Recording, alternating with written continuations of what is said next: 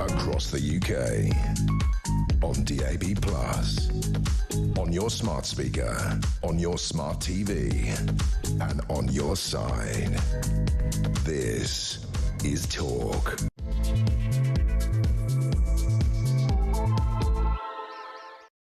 Good afternoon, this is Talk Drive Time. I am Harry Cole of The Sun, back with you. The weather is glorious, it's a beautiful day here in London, but storm clouds are gathering for Rachel Reeves. We will be looking at all of the fallout from yesterday's spring statement, what it means for you, what it means for the country, and what it means for your wallets.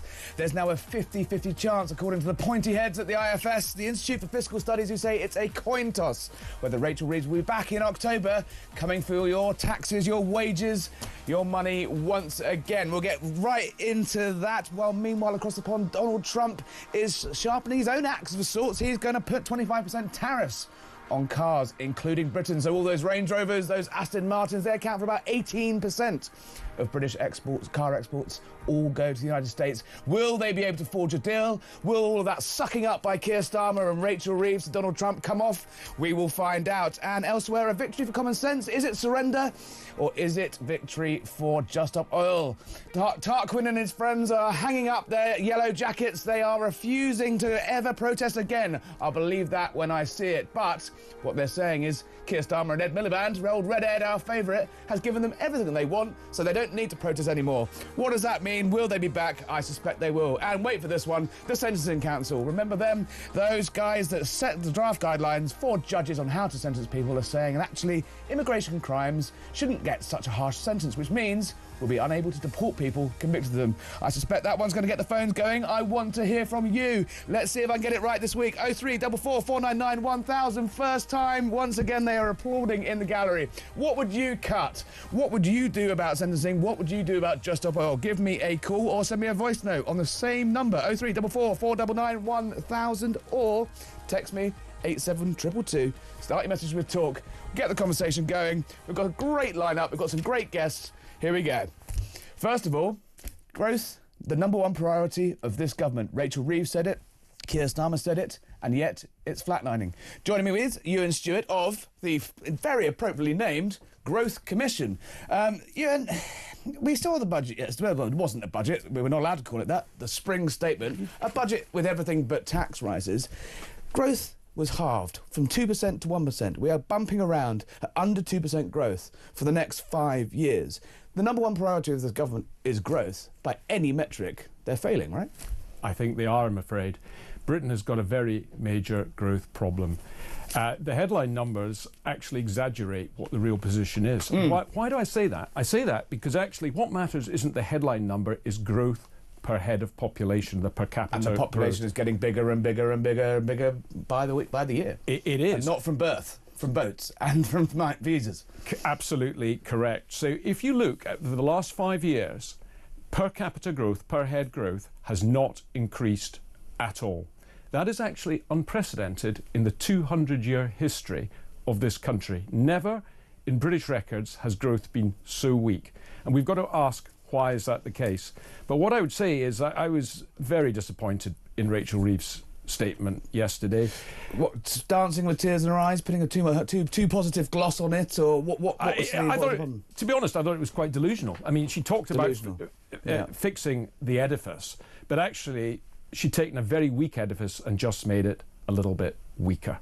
I think the economy is on a precipice. We've seen the OBR's forecast cutting from 2% to 1%. Magically, they think that growth's going to increase in the next few years to about 1.8% in perpetuity. I'm interested why they come to that conclusion, actually, because almost everything that has happened is anti-growth.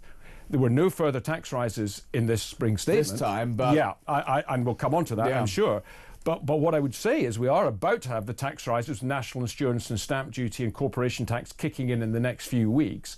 We saw nothing in the budget to deregulate the economy. Quite the opposite. There was a complete silence. Some of the stuff on the planning, though, is welcome to people that want to make liberalising this, make it easier to build in this country, make it easier to try and stimulate growth, right? I think, in the interest of fairness, we are nothing but fair today. Absolutely. At the margin, we would give one cheer. One single solitary clap. But I don't think that will move the dial. And the reason I don't think it will move the dial is that we're facing a headwind of higher corporation tax, higher stamp duty, and other a range of other taxes. We're facing Britain's taking an extreme view on net zero, a view that, frankly, is contrary to what virtually every other major country, America is doing, what China is doing, what Russia is doing. We have the most expensive power in the developed world. And I don't see where the growth comes from. And the reason this is really serious is the public finances are on a precipice. Yeah. The credit card is maxed out. Yeah, despite the highest taxes. Yeah. Since Ration Book Britain, 1948, I think it is, we are running a deficit of about £140 billion. And the truth of the matter is, the OBR think that deficit is going to fall, but that is predicated on their view of 1.8% growth. If there is no growth, and I think that would be my central case, a very limited growth, that deficit will be bigger, and that will stress the bond markets. I think the country's on the precipice. So Rachel's in a bit of a bind here, right? So she's got the Labour Party on one side, who it's not yet clear whether they're going to wear this £12 billion worth of cuts, which, you know, on benefits, welfare, £5 billion out of £70 billion worth of welfare spending. It's barely a salami slice. On the other side, as you say, she's got the bond market, she's got the international money lenders who are already pretty unimpressed by the state of Britain as it is. Looking at the cost of long-term borrowing, that's going to go up. So she's not really going to be able to borrow a huge amount more if it does go down the Swanee, as various economists, not least yourself, are predicting. Her own party aren't going to wear any more cuts, so it is going to come down to raising money from where else, and where else is going to do it? From tax rises, right? There is that grave danger. Yeah. But that will create a death loop. If there are further tax rises, it will kill the golden goose yet further. And when Tony Blair was Prime Minister, God bless him. Well, they look like sane and happy days, right? Well, relative to this, maybe.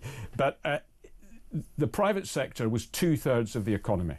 Yeah. Today, the private sector is just over half of the economy. So what has happened is, we have swapped a productive private sector for a relatively unproductive public sector. And if we want to grow this economy, I would plead with Rachel Reeves to support the private sector, trust the private sector, and try and recycle spending cuts, which are, in my view, absolutely required, because I think public spending is out of control. And I think the cuts that she talked about in the budget are, as you say, salami. They're tiny, tiny, tiny in the context of what has happened. But we need to recycle meaningful cuts in public spending towards encouraging the private sector through tax cuts and deregulation in particular. Text coming in, Kenny in Edinburgh, first time text to your show. Thank you, Kenny. I have spent a happy year in Edinburgh. Please tell Rachel from accounts to stop taking money from me and my family. We can't afford it anymore. She's still going to come back for more in the autumn. Can she just be honest and tell me if she wants the shirt off my back too? 87222, start your text with talk, keep them coming. Still with me is Ewan Stewart. Ewan, we've been looking at the sort of domestic focus, but all of this could be blown up by Donald Trump as well, in the fact that he seems to be sticking to his guns with his America First agenda, and that includes tariffs. Now, tariffs, economists don't normally like tariffs, but the American public don't seem to mind them too much, and it's not doing his popularity any problems, and he seems to be coming good on his word. Now, I trawled through the spring statement documents yesterday, as I'm sure you did, and it said there could be another 0.6% hit to GDP, so that would take it down from 1% to 0.4% this year if these Trump tariffs are put in. 25% tariffs on UK car makers. Now, you could argue that UK car making isn't what it used to be, but we do send a lot of very, very high-end luxury cars to the United States. 18% of our car exports go to the US. Is this going to be a major problem, do you think? I think we've got an opportunity, actually. Right. And it might sound counterintuitive, but Donald Trump has indicated a willingness to do a trade deal with Britain. Yeah. Now, if you look what Donald Trump's trying to do, America runs huge deficits with the European Union, with China, with Canada. Actually, with Britain, the deficit is about neutral. Yeah. So I think he has recognised that the problem he perceives, and I'm not in favour of tariffs, by the way, yet to be clear, but isn't so much with Britain, it is with other countries, the European Union being one of them. So I think we should take him up at his offer to explore a full trade deal with the States and turn that to our advantage. Would we be able to? We're not going to be able to do a full trade deal. I don't think this government's got the the cojones to do it. I mean, they've already upset the farmers enough. Imagine what it looks like when they go into a farming deal. Obviously, we've had decades of scaremongering about the NHS. That every time anyone mentions a trade deal with the United States, they're just going to say, "Oh, we just want to sell the health service to America." And there's obviously these tariffs kick in next week, 2nd of April. I think they're meant to be coming in.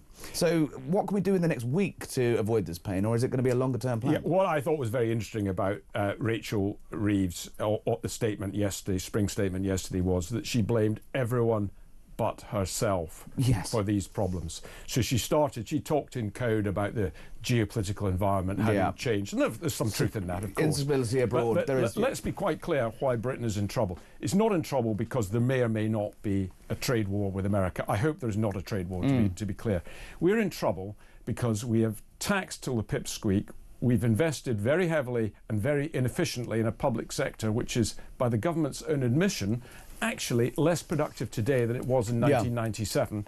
And we have regulated industry after industry to within an inch of its life. Starting with the one we're looking out the window over across the river of the City of London. I mean, absolutely. I mean, and the tragedy is that Britain still has great assets, and indeed, as you point out, that amazing view we've got here of the city on the other side of the Thames is one of Britain's greatest assets. But what did we do after Brexit? We largely copied the European Union rules and actually gold-plated in some places, when in actual fact there's a huge opportunity to create strategic advantage. And that's what we should be doing. We should be deregulating, particularly in financial services, in a sensible and controlled fashion. And we should be ditching the net zero requirement, which actually harms our manufacturing industry. And the cost of it hasn't really been, as we've talked about on this show many times, the cost of it isn't, is barely known yet. A trillion pound hit is looking quite a conservative estimate now over the next 40 years. I think there's a range of views as to what the cost will be, but that's your starting price. Yeah. Just talking about costs, we talked about Rachel Reeves blaming everyone else and blaming, global factors. How much of her budget really has led her into this predicament? Because we remember the £40 billion worth of tax rises from the budget. She actually increased public spending by 70 billion. That plus £40 billion of tax rises, is that it? What policy decisions, how much is her policy decisions, rather, directly to blame for the downgrading of growth? Well, she inherited a weak position. Yeah. I mean, and actually, the weakness of the British economy has been a slow car crash over 20 years, actually, with very poor policy choices, growing the state at the expense of the private sector, increasing regulation. Yeah, text here from Christopher that says productivity is languishing for years. He agrees with you, both public and private. Absolutely. Things started to seriously go wrong from lockdown. I don't think the economy's ever fully recovered from what I view. Well, a lot of people haven't gone back to work. It's a major issue. Indeed. So many policy errors were made. But she has greatly weakened the edifice further. And she's done that by investing, in inverted commas, in the public sector, increasing salaries dramatically, increasing particularly benefits, which is reducing the desire to work. We've got 9 million people of working age in this country not working. We've got a benefits bill which has been growing in an uncontrolled fashion. And I don't see anything that she's done to discourage that. So I think a great deal of the country's problems have been exacerbated by really weak policy choices. The other issue we've got is this workers' rights package, this employment bill that's going through the House of Commons now. Sounds nice and fluffy on the outside, but businesses are really raising the alarm. And the Office of Budget Responsibility, the watchdog, the people that mark the homework, they've basically said, we can't actually price this in because we don't know the details of it. But giving workers full employment rights from day one will make it much harder to hire people. But the OBR said there will be a net negative effect on growth. The fact that those aren't even factored into these growth forecasts, this major flagship government policy that they're going to say this is going to be expensive, means these forecasts are just kaput, right? The risk to the OBR's growth forecasts are, in my view, manifestly on the downside for many of the reasons you mentioned. Increasing the minimum wage very substantially, also for very young people, increasing workers' rights to levels that completely undermined the competitive situation in the UK. I would just ask your listeners to consider this. 20 years ago, the average American was 20% richer than the average Briton. Today, the gap is about 60%. We would be about the poorest state in the American Union. Our wealth would be roughly where Mississippi is. Now, I'm not for a second advocating that, as Donald Trump has, that some countries... I'm not suggesting that. But the point is, these cuddly reforms that our politicians, the jam today that they've offered, has actually undermined our economy and ruined our competitive position. And we're now at a critical point where the economy is crippled with public debt. And that really matters because ultimately that impacts mortgage rates and the cost of borrowing generally. Taxes are at the highest in 70 years. And I think many of your viewers, would be interested in their opinion, would recognise that public services are, despite extraordinary money being thrown at it, not very good. Yes, Joe, well, you cheered me right up there. That was the lovely sort of joyful start we needed to the show. We try our best. Yes, Joe, from the Growth Commission. Thank you very much. Get in touch. 0344 499 1000 is the number for the WhatsApps. It's the number to call. We can do some calls in a minute. 87222. Start your text with talk. What would you cut? How would you fix the economic doldrums? Because as Ewan has just told us there, Britain is going down the Swanee. Don't go away.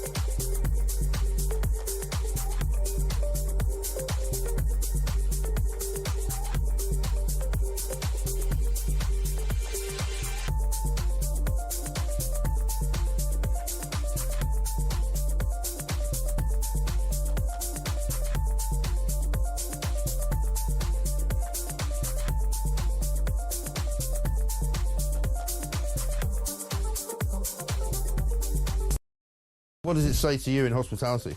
Well, you know, you mentioned Sabrina Carpenter, and, you know, I had to look this up. You know, one of her hits is called Nonsense, and that's what basically, it's true, that's basically what her budget was. Yeah. Absolute nonsense. She said she's a party, or Labour is a party of work. Explain to me then how a 3.4 billion hit on this sector is going to create jobs and promote investment and stop closures. It's going to do the exact opposite.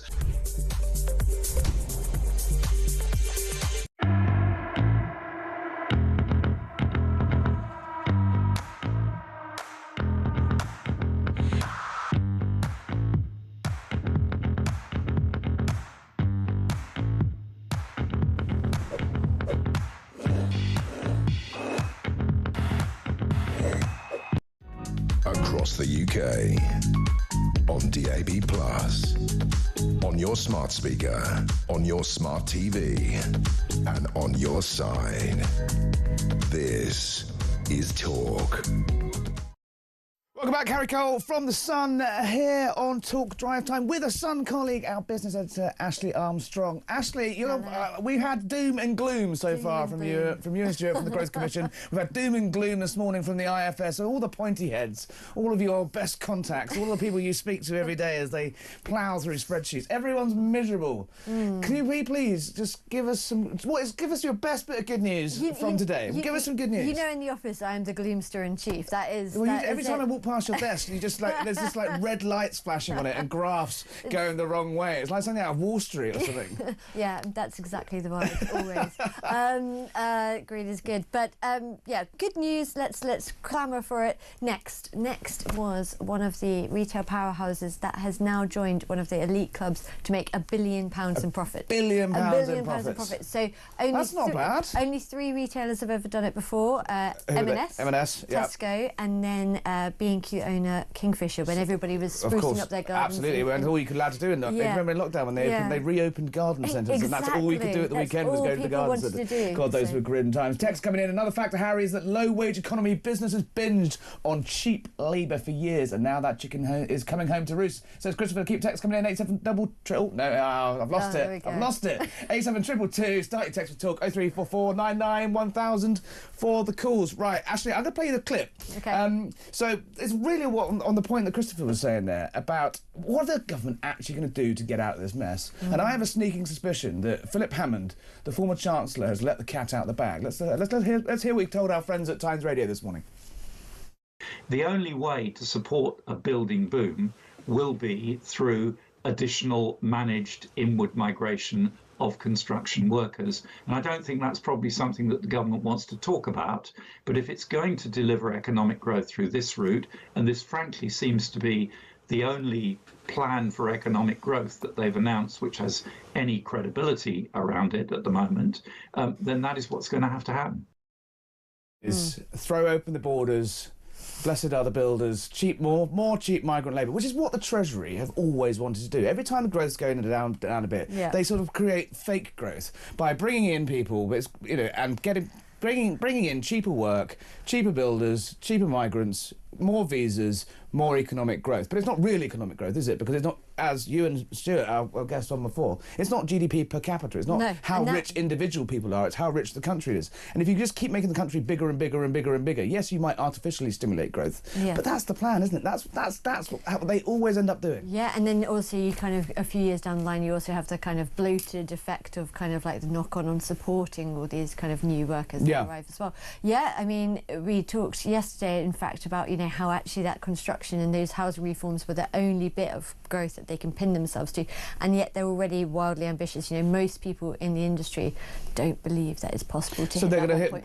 They're saying 1.5 million new houses, presumably to put the 1.3 million people who arrived to build them in. I mean, it's a pipe dream, right? Well, I mean, find a way to make it happen. You're building at the level that hasn't been seen in 5 decades, and you're trying to do that in 4 years at a time when there's already kind of skill shortage. But how did they manage to convince? So in the Office of Budget Responsibility forecast, which are these absurdly hallowed forecasts, even though they end up changing them every single 6 months to say, oh, actually we got it wrong, and in fact we're not very good at forecasting. Yeah. The world's changed, Harry. The world's changed. Within those forecasts, it's actually taken in this massive planning reform that Angela Rayner has been inexplicably put in charge of, and they've priced that into the growth figures. So she does need a job. She does need something to do. She's flying around Ethiopia last I checked, going on safari. But we'll save that for another ring-in. Is it going to work? B, have they managed to pull the wool over the OBR's eyes and convince them that it's going to work, even though it might not? And C, it's not going to be enough, even if it did work, right? Well, yeah, I mean, but also the planning reforms has been something that has been, kind of the worst thing about British kind of bureaucracy. It's snarled everything. Everybody has wanted to fix it for such a long time. The Tories tried and couldn't do it. Because they ended up being local issues, local constituents, local MPs, running to the hills. Exactly, and kind of the talk about stopping the blockers and everything like that. We are the builders. I think I've seen that speech about 6 times. Yeah. Is that actually going to happen? So I kind of understand that there's this being like, oh, there's something to hang a hat onto here. There's something, there's something here that hasn't been done before, perhaps. But whether it will actually happen without all this kind of leaning on needed migration to fill that skills shortage rather than trading up. I know you like to stray into my patch from time to time. Let's talk about the politics of this all, though. Rachel Reeves. You have a little nudge on mine. Economics, yeah. I don't know what you mean. Rachel Reeves, Yes. she's, someone I can't remember who described it this morning, an MP I was talking to, was like she was dancing with tears in her eyes. She put a really brave face on it yesterday. She had a power suit on, she'd had Bob done, like she was trying to show confidence, and she had a bit of a wobble in January when the markets looked like they were going. How are the markets reacting to this one? And is Rachel Reeves safe? So it's funny you should ask. Yep. So the 10-year benchmark government bond, which is the main thing that people look for as an indicator, guess what? It's back at that January nervy level. And that was higher than it was when the Tory party knifed Liz Truss. Much higher. How is she getting away with it? How is Rachel Reeves able to sustain that heavy price of borrowing, which will ultimately probably have a knock-on effect to people's borrowing? January, and she rode it out. And the reason she rode it out was because there were people in her corner and others saying, well, look at the difference between what happened with Liz Truss and the Quamageddon, as it was known. That kind of rapid shooting up in government bonds was so dramatic, so terrifying, so immediate. It shot from kind of where it was 2% to 4.8%. Yeah. Whereas Rachel Reeves's gilt wobbles have been more of a tantrum that it's already... Rachel Reeves gilt wobbles, I think I saw them at Glastonbury. It's already been at a high level, so it's been creeping It's been higher. consistently high, so she's managed to... The frog is being boiled in the pan rather than shooting up. Exactly. Yeah. What's the mood like? I mean, I can tell you that Labour MPs are starting to cluck, especially ones with shallow majorities. Well, the welfare, it doesn't feel like a Labour...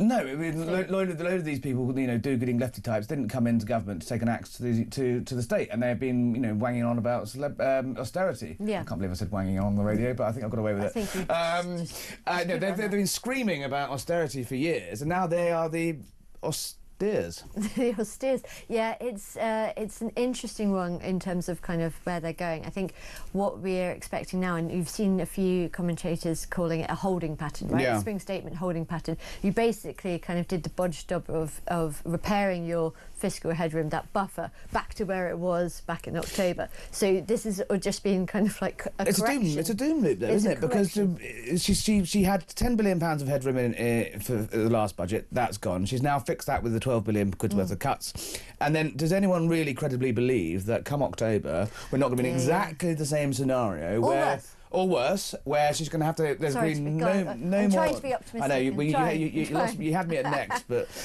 where no one really believes that she's not going to have to come back for more. No, and I mean... Find an economist that doesn't believe that that's going to happen. You had the IFS good chance. We think that it won't be necessarily... It would be amazing if she comes from business again after being so savagely warned, but you can't rule out... But she's hammered business already, right? She's whacked up the employer's national insurance. It would be much more kind of like that wealth tax idea.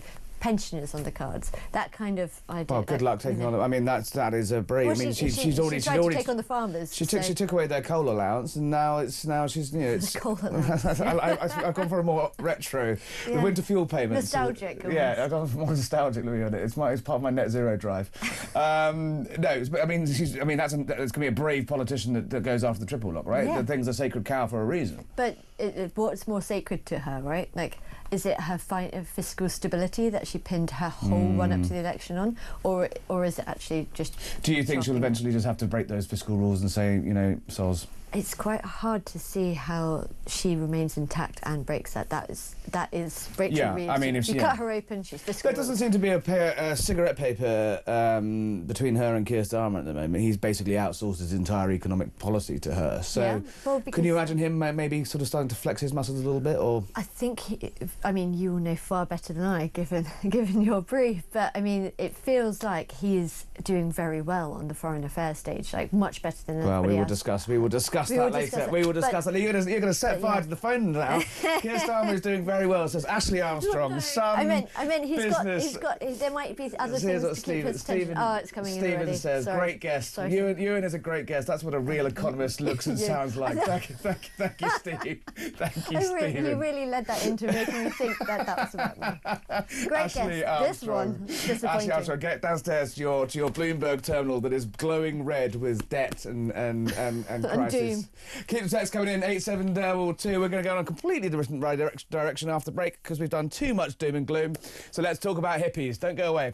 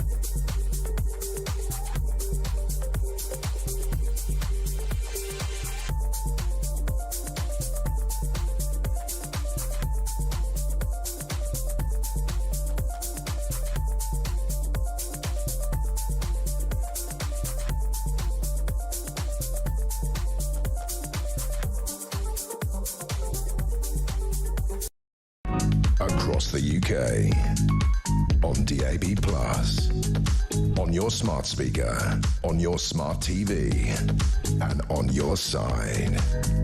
This is Talk. Well, back to Talk Drive, me, Harry Cole from The Sun. So economic doom and gloom, but some good news of sorts today in that Just Stop Oil, those clowns that block roads, stop people getting to hospital appointments, ruin snooker games, cricket matches, various other artworks, throwing soups at Van Gogh, throwing powder at Lords, you know, you name it, they tried to ruin it. Well, they have decided they are going to stop their direct action. Is it a surrender? I'm not so sure. They've actually declared that they've pretty much got everything they want from Keir Starmer and Ed Miliband. So they're packing up their trust funds and they're going home. And, well, I mean, I believe it when I see it. Joining me is a man who's looked very closely at Just Stop Oil and in all of the political violence that's dominated Britain. Lord Walney, former Labour MP, a friend of Talk Drive Time, I'm sure. Lord Walney, should we be celebrating the demise of JSO? I'm afraid probably not, Harry. I mean, we can celebrate that this particular brand, maybe this particular colour of spray paint is going to be retired, but I'm afraid these groups have a history of reinventing themselves, closing down one organisation, starting a new one, getting a whole new wave of publicity, and maybe slightly changing the focus of their message or the content, but essentially committing the same vandalism and holding up the public. You saw it with Just Stop Oil, haven't been around for that long. They came out with Extinction Rebellion. Extinction Rebellion said, "Oh no, we're going to stop all of the direct action." Just Stop Oil took their place. Before that, there was another organisation called Rising Up. This is a PR tactic, I fear, rather than a and presumably it's the same old group of lefties and older reformed trots, young hippies and young lefties. So they just put a different T-shirt, a different banner on, and they pop up in a different place.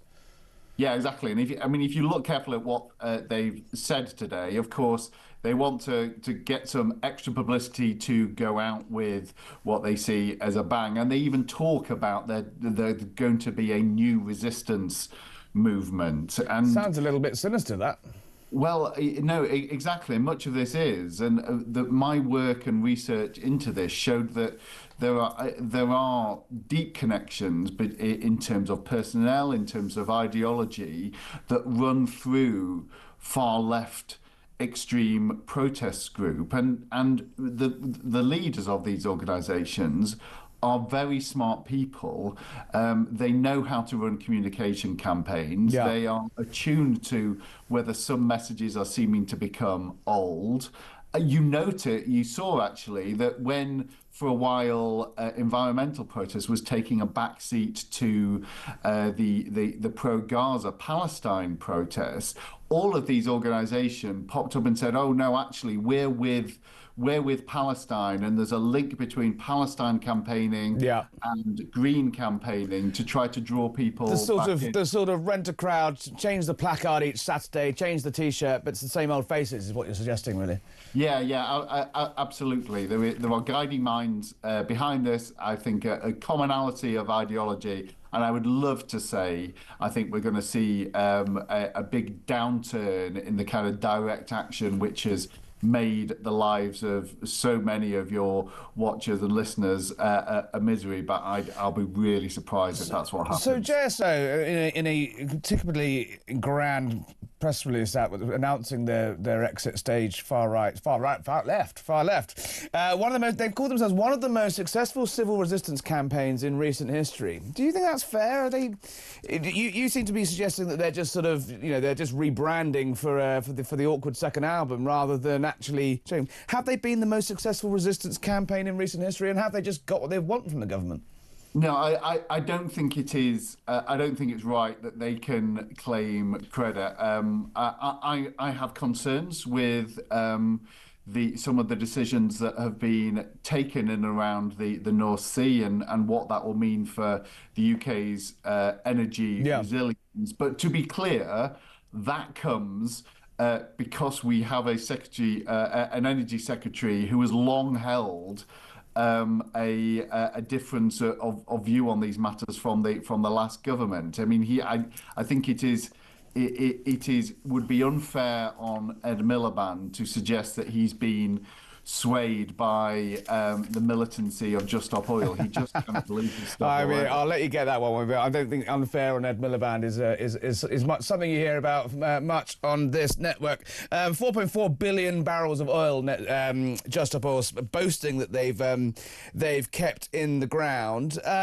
So you've looked into this group in some length. Your report into political violence in the UK. Tell us about these sort of founders, Roger Hallam and Indigo Rumbelow, and these, some of the more extreme members are serving sentences in British prisons.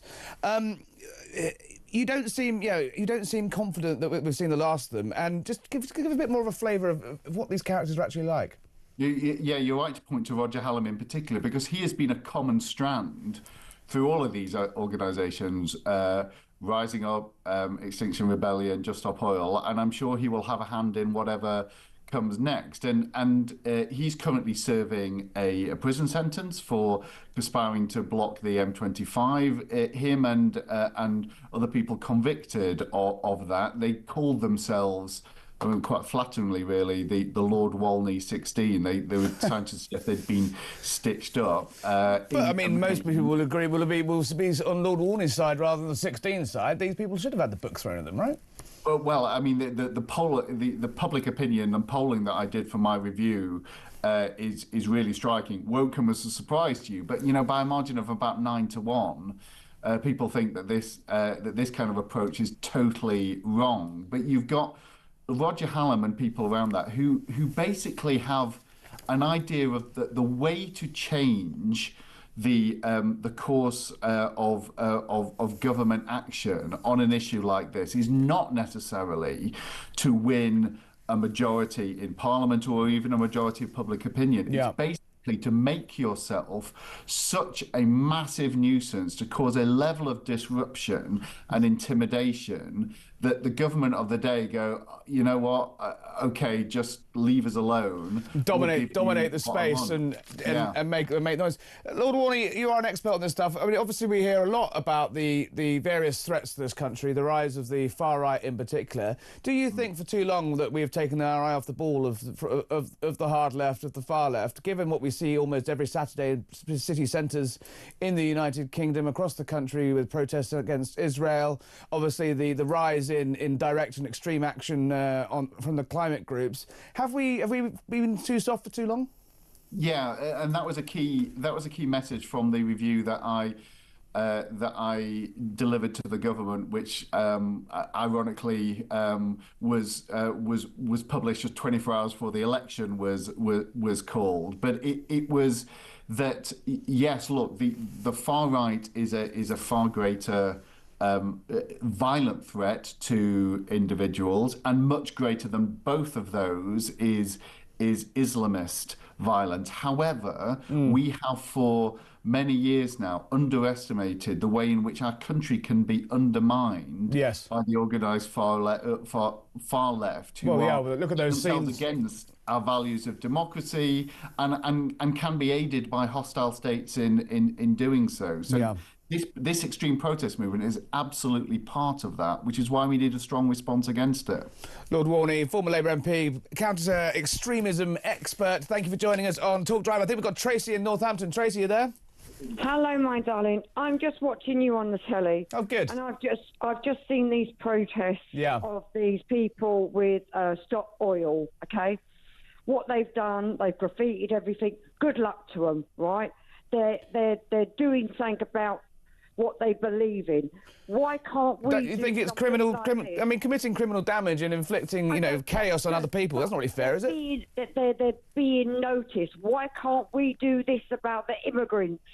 Well, I suspect you and I both know that the reaction from the state would be coming down like a ton of bricks on if you did that, compared to perhaps some of the leniency we've seen shown to groups like Just Stop Oil. Thank you, Tracy. Texts are coming in. Harry, how will Just Stop Oil recycle all of their banners and high-vis tabards? Very good point, Adrian. Keep the text coming in, 87222. Start your text with Talk. Another text from Kenny, who's clearly a talk connoisseur, because he says, Harry, are you the love child of James Max and Tony Soprano?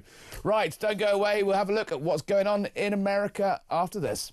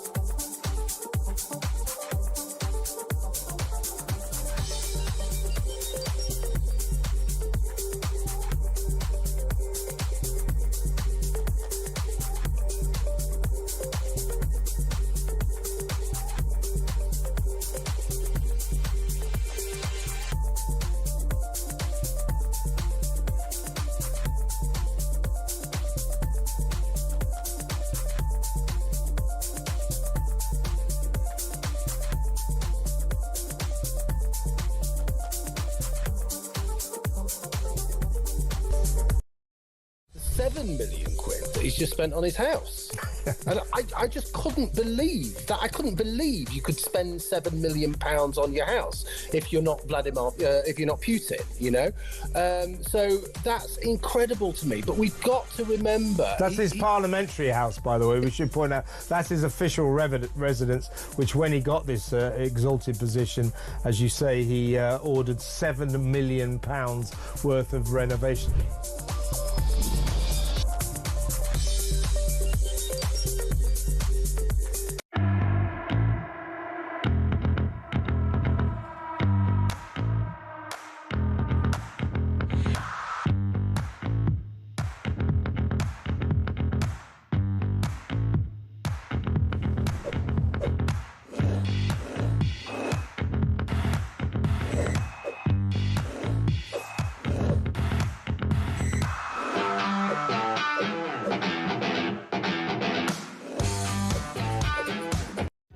Across the UK, on DAB+, on your smart speaker, on your smart TV, and on your side.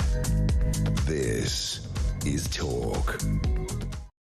Back to Talk Drive, me, Harry Cole, from The Sun. Now, a journalist's dream on the stuff of national security nightmares has been playing out in Washington ever since Donald Trump's national security advisor, a guy called Mike Waltz, accidentally invited a leading Washington journalist who is no friend of the Trump administration into, well, it's not a WhatsApp group, but a Signal group, a conversation where they were essentially plotting how to bomb the Houthis.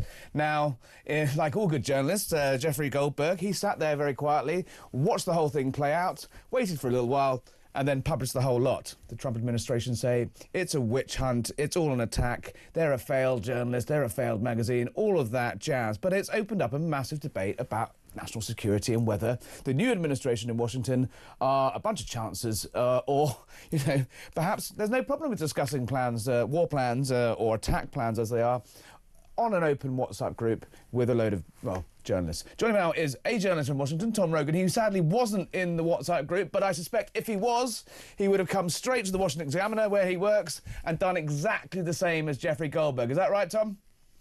That's exactly right, Harry. Yes, good to be with you. Great to see you.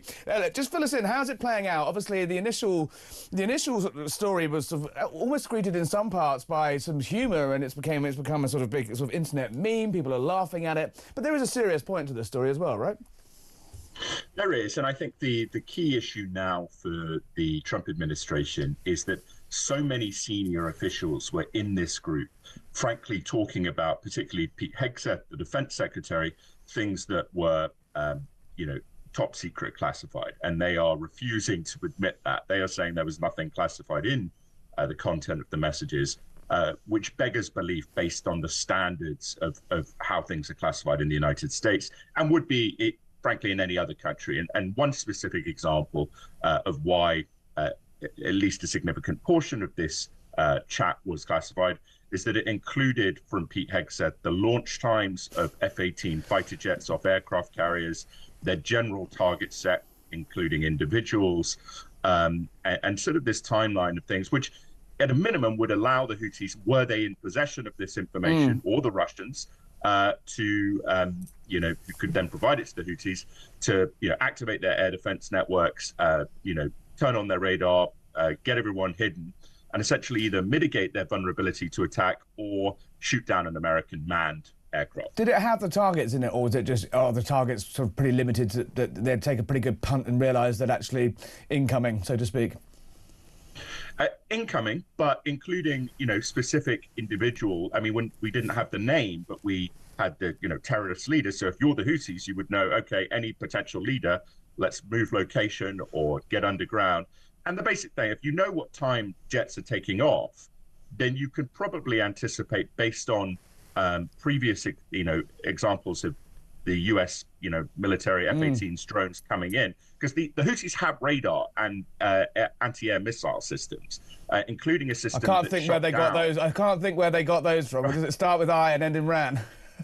Well, exactly, but including missiles that shot down a F-117 stealth American jet in the war in Yugoslavia, the NATO offensive in Yugoslavia in '99, and an F-16. So it's not like it would be impossible. It's not like they're firing sort of arrows at planes. And I think that's the sort of narrative that Trump administration is trying to make, and it's not, it's not holding up. So, I mean, let's run it through. We had the Secretary of State, Marco Rubio, as you say, the Defence Secretary, Pete Hesketh, various other senior officials. Publicly, they're trying to tough this one out. They're trying to laugh it off a bit. They're saying it's all a witch hunt. It's all the, all the Trump-hating media. Is that going to wash, or is it going to end up being sort of hauled over the coals in the Senate and various places like that? I think it's going to be a tough one for them to get out of now, because the narrative they've taken with Pete Hegseth and other officials is that this is sort of fake news from the media. And, anyone who has any experience in the military, including a lot of Republicans or veterans, know that that's, just not accurate. And so the hostile tone, I think, is aggravating some powerful Republicans in the armed services committees. And they basically want an admission. We messed up big time. We won't do it again. But so far, it's the kind of Trump approach of everyone else is to blame. So where is Trump on this, though? Because some of these appointments, Marco Rubio, let's leave aside. His credentials on foreign policy are probably probably up there with any candidate for the Republicans to be the Secretary of State. But Pete Hesketh, for example, Mike Waltz, these are seen as highly controversial figures when they were appointed to the administration. The sort of speculation that Trump perhaps didn't want too many big characters around him, or he's upset so many people within the Republicans. His pool of people he could appoint was pretty limited. At the moment, as far as I can tell from where I'm sitting, and you correct me if I'm wrong, Trump is standing by his guys. Is there going to come a point where he flicks back into the old apprentice mode and starts firing people? I think there will be. I think, at a certain point, the return on investment, as it were, with individuals deflecting and appearing to embarrass him and his, persona as the president, clearly that is something he particularly does not like. And so I think both Waltz and Hegseth are on thin ice, and what something happens in a few months from now or a few weeks from now, I think they'll be shown the door. I mean, it is acutely embarrassing for Trump, given the absolute sort of mayhem he caused for Hillary Clinton when he was found to be, channeling State Department documents and emails through a private server. I mean, it feels like quite a dated story now, but she'd popped up to have her pound of flesh yesterday, sort of tweeting about, things saying, oh, I thought you were quite hot on all this stuff. Politically, is it the Republicans that are angry, or is it the Democrats just making hay with it? It's both. President Trump has a very large amount of kind of dominance, as it were, over Republicans in Congress. So a lot of them are reticent to criticize him. But behind the scenes, and including the more powerful ones who feel a bit more independent, there is a lot of anger because, again, at that basic level, they sense that this is the kind of stupid leak, as it were, that could have led to, American naval aviators being shot down. And it's just not a done thing. And to your point, the hypocrisy, I think, really weakens Republican arguments in relation to Hillary Clinton, because, I mean, this is exactly the same thing, but in a more significant way, because we actually know that it got into the hands of someone who was not supposed to have it. One of the most fascinating things, I thought, if we leave aside the national security implications and the war plans or attack plans or whatever we want to call them, J.D. Vance, the US Vice President, pops up. He's so on message. Every single time we hear anything he says, he's just slagging off Europeans, isn't it? He never stops. If that's what he's like in WhatsApp and private, I mean, they really mean this stuff about Europe stepping up to defend themselves, America stepping back in the world and not getting involved if it means more, quote, European freeloading. Is the J.D. Vance view? I mean, he's not seen as a particularly popular figure in this country or across Europe. Does it land well in D.C.? Is it landing well in America? I think it's landing well in the sense that the specifics. I think sometimes people, the media coverage suggests that J.D. Vance has this, antipathy towards Europe generally. I think what's specific here, and you see this at his Munich Security Conference appearance, not this year, the year before, it's defense spending. Hegseth, when he went to Europe recently, said Poland is the greatest ally we could dream of because Poland is spending a huge amount on defense. 4% of GDP makes ours look pretty slim. Yeah, nearly 5% this, 4.7% this year. And so, you've got to spend on defense, I think, is the Trump administration narrative. And to a degree on the specific issue of the Houthis, a lot of the trade going through the Red Sea is much more valuable to Europe, and they're, you know, the Europe has good navies. Why aren't they deploying them? Well, the Brits, I mean, the Royal Navy has been engaged with the Houthis. We've been doing our part quite how successfully. What are the Germans doing there? And could the French be doing more? Well, the Italians, the Spanish, Tom, who all have good navies. Tom, you haven't been away from Britain for too long. That it's a question we ask ourselves every day: is what are the Germans doing? What are the French doing? And while we're on that very subject, Keir Starmer is in Paris today, meeting with the so-called coalition of the willing, which is actually shaping up to be a sort of coalition of the not that willing, don't want to spend that much money, and don't really want to engage with the Russians as Ukrainian peacekeepers. Donald Trump, J.D. Vance, Waltz himself have all been quite scathing of this idea of Europe. They've demanded that Europeans step up, but then been quite scathing of European efforts so far to try and negotiate some form of peacekeeping force to implement a deal that's not yet done. How's the mood over there in terms of how the deal is coming on? It looks to me that Trump might have bitten off more than he can chew, and the Russians ain't playing ball. I think that's a good assessment of the status at the moment. I think this week we have seen a much more cautious tone from Trump himself. I think probably looking at the intelligence briefings, both in terms of how Russia is continuing to be very aggressive in its operations, but also the degree to which the Russians, especially with this maritime agreement in the Black Sea that seemed to be a done deal, are now saying there are other amendments to it that need to be made for them to go forwards. In the same way that the ceasefire, they said, would only be related to infrastructure and energy attacks versus a general ceasefire. So I think there's a growing frustration on the part of the president towards Russia. We'll see what happens. I guess it's a question of whether he yields more to Putin or sort of puts his foot down. We see, when Donald Trump wants to be, I'm not going to say the word that popped into my head immediately, but if he wants to be, a presence, if he wants to throw his weight around, if he wants to wind people up, he knows exactly how to do it. We saw him do it with Zelensky in the White House. We've seen it do it with the Germans and the French before. When do you think, if ever, he's going to start turning the heat up on the Ruskies? Well, I think we'll see it in the next 2 weeks, or we won't see it. I mean, this is going to be the moment, because clearly the Russians are now testing. Putin's mocking him, essentially, isn't he? He's thumbing his nose. I think that's right. And so the question becomes, what will Trump do? And we'll see. I mean, at least we're going to get some kind of clarity in the next couple of weeks as to whether he's willing to put that pressure on Russia as well as on Ukraine. Tom, I know you're a betting man. Put your money where your mouth is. Will there be a ceasefire in Ukraine of some form by the April target, or is it going to happen? I don't think there will be, no. Tom Rogan for the Washington Examiner. It's great to join us on all things going on in America. Well, that was a crazy first hour. We had the doom, we had the gloom, we had the Trump, we had the hippies. Just stop oil. Maybe they could become just stop the boats next. That's an anonymous text, but a good one. 87222. Keep the text coming in. 03444 99 1000. We can carry on the conversation shortly. JSO, they have lots of mobile phones and backpacks. Surely they do. Surely those are made of oil. They just need to get a job, says Sally. Sally, I couldn't agree with you more. Don't go away. Plenty more coming up next hour. We'll be joined by Mel Stride, the Shadow Chancellor.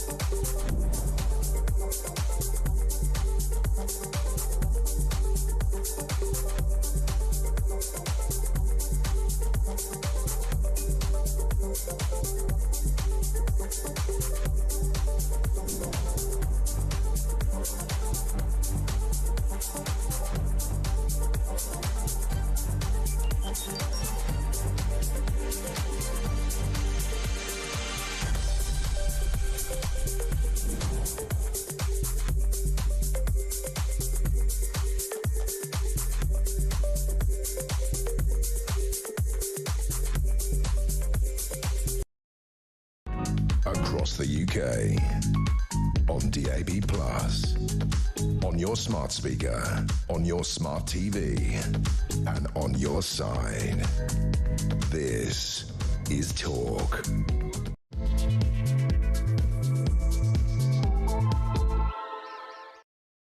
Hello, I'm Harry Cole of The Sun here on Talk Drive Time, and what a first hour that was. We have been chewing over on this beautiful sunny day in London town the storm clouds that are gathering over the Treasury as Rachel Reeves' spring statement doesn't land that well, it seems, across the British front pages this morning. The IFS, those pointy heads who we have to listen to on days like this, say there's now a 50-50 chance, a coin toss, that she will be back for more in October. And when we say more, we mean more tax cuts, more raids. Her last tax rises. Her last tax rises haven't even kicked in yet. There's no tax cuts. I think it's going to be a long time before we see a tax cut. Tax rises are on the topic of conversation. £40 billion worth that Rachel Reeves put on in October.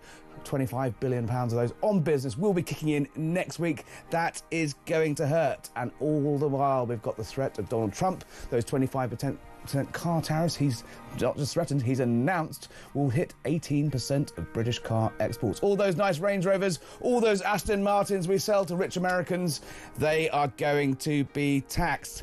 And Just Stop Oil. Common sense victory or surrender? I don't know. I think they're saying that Ed Miliband's given them everything they want, so the hippies have packed up their trust funds, they've packed up their banners and their high-vis jackets, and they are going home. We'll be chewing that over even more, but I want to hear from you. What would you tax? What would you cut? What would you do about Just Stop Oil? And what would you ask Shadow Chancellor Mel Stride? He'll be with us in a moment. Call me 0344 499 1000. The texts have been flying in today, some of them quite rude for the first time in 3 weeks of doing the show. But 87222, add the word talk. You don't like Just Stop Oil, that is for sure. If the inbox is anything to go by, or send a WhatsApp on the same number, 0344 499 1000. Let's get the conversation going. Let's chew it all over, and let's work out how we're going to save the country from the economic doldrums. And the man that's going to do that, or certainly wants to, is Mel Stride. Top Tory, a figure, a friend of Talk now. I mean, every time I turn the radio on, you're here. You're with Mike Graham this morning, but you're back for even more. Mel, the government said their number one priority is growth. The OBR have downcast, is that a word? Yeah, downgraded their forecast of growth to just 1% this year. 0.6% could be wiped out by Donald Trump's tariffs. By every metric, the government is, having a laugh, right? Yeah, and the thing is, Harry, it's of her making. This is a critical point. So Rachel Reeves will say, oh, well, it's to do with external factors. That's what you guys used to say when you were in government, though, didn't you? Well, that was the past. We're now in the present, OK? We're now in the present. So she will say that. But look, what did she do back in October with that first budget? Yeah. She talked down the economy. They confected this £28 billion black hole that the OBR says that they will not legitimise. They slapped all those taxes on businesses. They borrowed, and they're spending like it's the 1970s all over again. Upward inflationary pressure, higher interest rates as a consequence, and she's ended up blowing all the headroom she had against her final. It wasn't exactly very much headroom in the first place, was it? It was slim. It was a gamble. And I said this in the Commons yesterday. I said, she gambled on a thin margin and she lost. And she says it's all your lot's fault. You left her with a black hole to fill. We can argue about whether it's 22 billion or whatever. And you left her as sort of unexploded bombs for the new administration to find. And you whacked up national insurance on the way out the door, knowing full well that it couldn't necessarily be afforded. She's kind of got a point that, she has got a bit of a mess to clear up, hasn't she? She's got things that she needs to own. It wasn't us that talked down the economy. It wasn't us that put £25 billion worth of national insurance taxes on business that's killed growth stone dead. Yeah. It wasn't us that, went out and borrowed this extraordinary amount of money. I mean, you talk about a £28 billion black hole. She's been increased borrowing back in October by £30 billion every single year. If you read the small print, there's another £17 billion of borrowing. Correct, in what's going on now. Yeah. And all she's done now is to try, to restore some headroom that she lost because she mucked up on growth and all those decisions that we're talking about now. To be fair, though, the government, I mean, I've written about this in The Sun, and I think it's kind of fair in the fact that, putting up defence spending, cutting with the welfare bill, reducing the size of Whitehall, these are reducing benefits. These are all things that you guys talked about for a long time and never actually were able to do. You put it in your manifestos, but you never actually did it. Do you give her any credit for trying to wrestle some of these major problems? Well, when you talk about welfare, for example, we did do a lot. We brought in reforms to the work capability assessment, which meant that we saved $5 billion, and the OBR scored this across the scorecard. And the OBR said 450,000 fewer people would be going on to those benefits, long-term sickness and disability benefits, as a direct result of the reforms that we brought through. And we were going to go further. Now, they've done things on PIP, Harry, right? Yeah. With nothing in their manifesto, no plan. We had consulted on PIP reform before we left office. So we did have plans, and we would have gone further, and we'd have been fairer. So you had, I think, about 12 billion pounds in a year. A year. So this is 6 billion. So this is nowhere near the 4 point something. Well, it depends who you read this morning. So different economists have different ideas as to do. What are they not doing that you were planning to do to get to that bigger figure? Okay, so let's look at PIP, for instance. Yeah. What the government has done is they have left all this to the last minute, till the point where Rachel Reeves said, help, I need you to save some money because all the money's gone. And they've rushed and bodged their welfare changes. So what they've generally done is they've just frozen or reduced the actual amount of benefits that's being paid. What we had done when we consulted on PIP was a full-scale look at the way the benefit works. It's a very blunt benefit, with a view to radically transforming it so that it's much more targeted on people in a way that meets their needs. So getting them off of it rather than reducing the rates. A combination of that and doing things differently. If you've got a mental health problem or challenge, often being just simply given money year in, year out is not the answer. It may be treatment. If you just need some aid or appliance to help you, for example, which PIP will often fund, it may just be a one-off cost, and you may be getting that aid or appliance from the local authority or health service. It's better targeting of the money. What are the Tories going to do, though? Are you going to, I know you're in opposition, but is it opposition for opposition's sake? Are you going to oppose these changes, or are you going to? Well, we're going to have to wait to see. I mean, we only had the impact assessment yesterday, right? 250,000 more people into poverty, and 50,000 children. That's that's as if none of them. Correct. Went back into work. Well, the OBR actually says that the net result of all the changes that they brought in, which includes scrapping the changes that we made, will actually mean less people in work, not just neutral, but actually unemployment going up as a consequence. And if you look at unemployment in those forecasts, it's going up this year, next year, the year after, and not going down after that. I want to talk to you about that's the result. Slightly more broadly. We've talked about benefits, but more broadly about the OBR now. I can't. I've been doing this job for 15 years now, and the OBR has been a large part of that for 10 years. That we go around this merry dance twice a year, where we essentially, with the Chancellor, the forecasts change. The forecasts are wrong. They're upgraded. They're downgraded. They're moved around, and the headroom changes because of the forecast changes, and then they have to ram all this policy through it, and then they have this, as you say, this last ditch moment, as we had last week, with the Treasury burning the midnight oil over the weekend, trying to throw more and more benefit reforms into the OBR machine in order to get the growth figures that they needed. That is no way to do fiscal policy, is it? So it's slightly mad. Well, I think it's important to understand what the OBR is there for. It's not there to set the fiscal rules. But it seems to be politically, though. Your administrations did it as much as anyone else. Okay, so if we start by saying, should there be fiscal rules or not? I think there should be. Otherwise, how do you signal to the markets you're being responsible? Okay? If you accept there should be rules, who is it that determines whether you're going to meet them or not?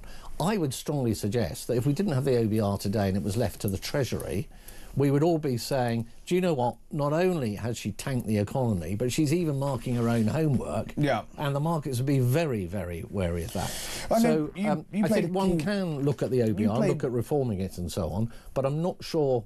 I think there needs to be an independent marker of the... But should it have this much power? You're essentially outsourcing the entire guardrails. As a nation, we're spending £1.4 trillion next year, and we're arguing over £9 billion of that in order to have this sort of stamp of approval from some unelected bureaucrats, most of whom seem to have worked for the Resolution Foundation at some point in their careers, mysteriously end up in power, and vice versa, and the big revolving door goes round, and they end up in government or out of government, criticising the government. It does strike me as slightly like perhaps what you say is a good idea, and we can argue about whether it was a political stunt when it was set up by George Osborne in 2010. It's got out of control, though, hasn't it?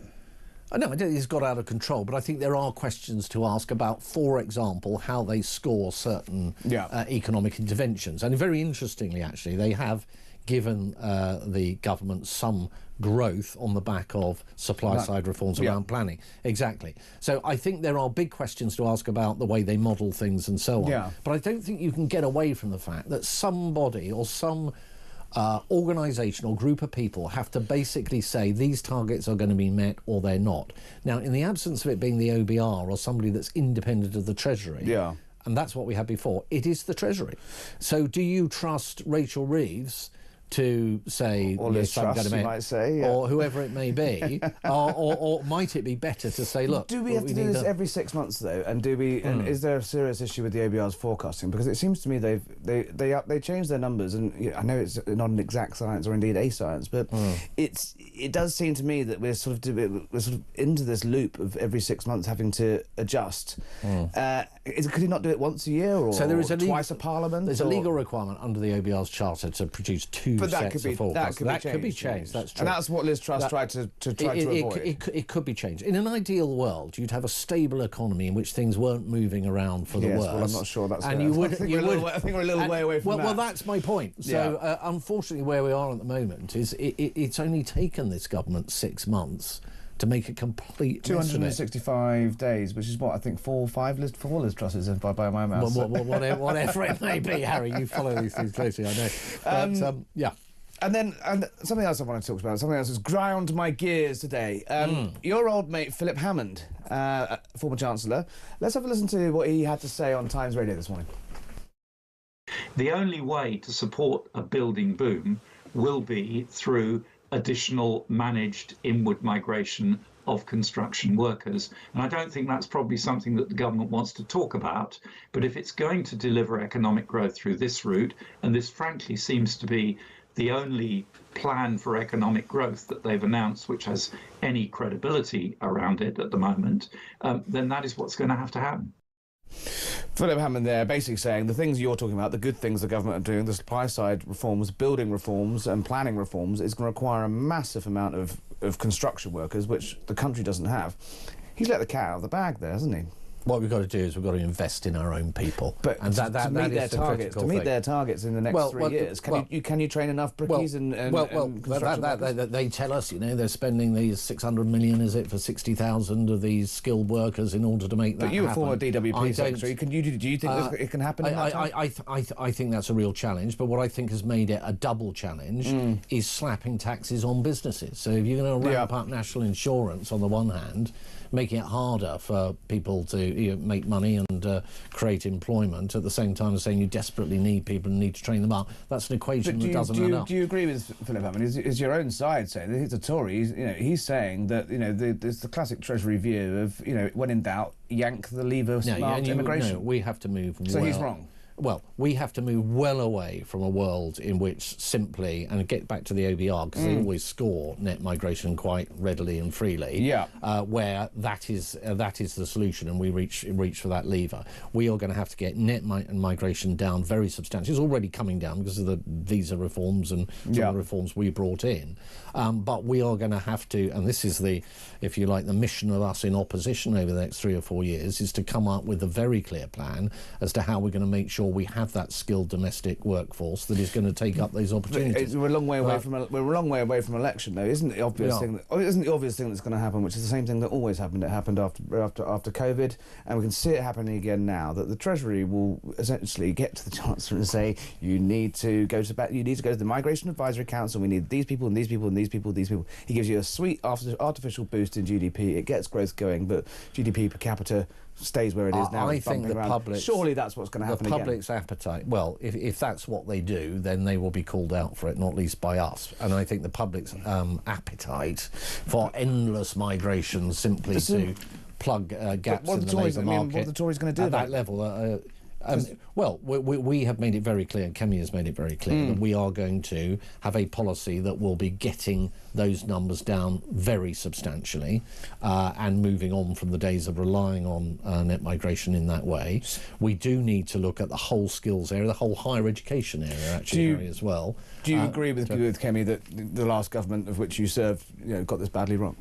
How can you justify ending up with a net migration figure of 900,000 people when in 2010 we talked about getting it down to the tens of thousands? Yeah. So absolutely, that was not acceptable, and we will move on from that. We did, to be fair, as I said, start to get those numbers down. We did put in the visa changes and the changes around dependency and the salary thresholds and all of those kind of things that have actually driven those numbers down relatively rapidly. But we are not going to go back to those days. At the same time, though, at the same time, you've got the the Labour Party, Labour government negotiating currently with Brussels, and we're hearing more about for their great big reset of the EU. We're hearing about the fact there could be a return to some form of free movement or work travel for the under 40s. That's going to send the net migration figures soaring again. What are you going to do about that? Well, we're in opposition. I know, but what will we do about it? We'll have lots to say about it. Well, we won't take.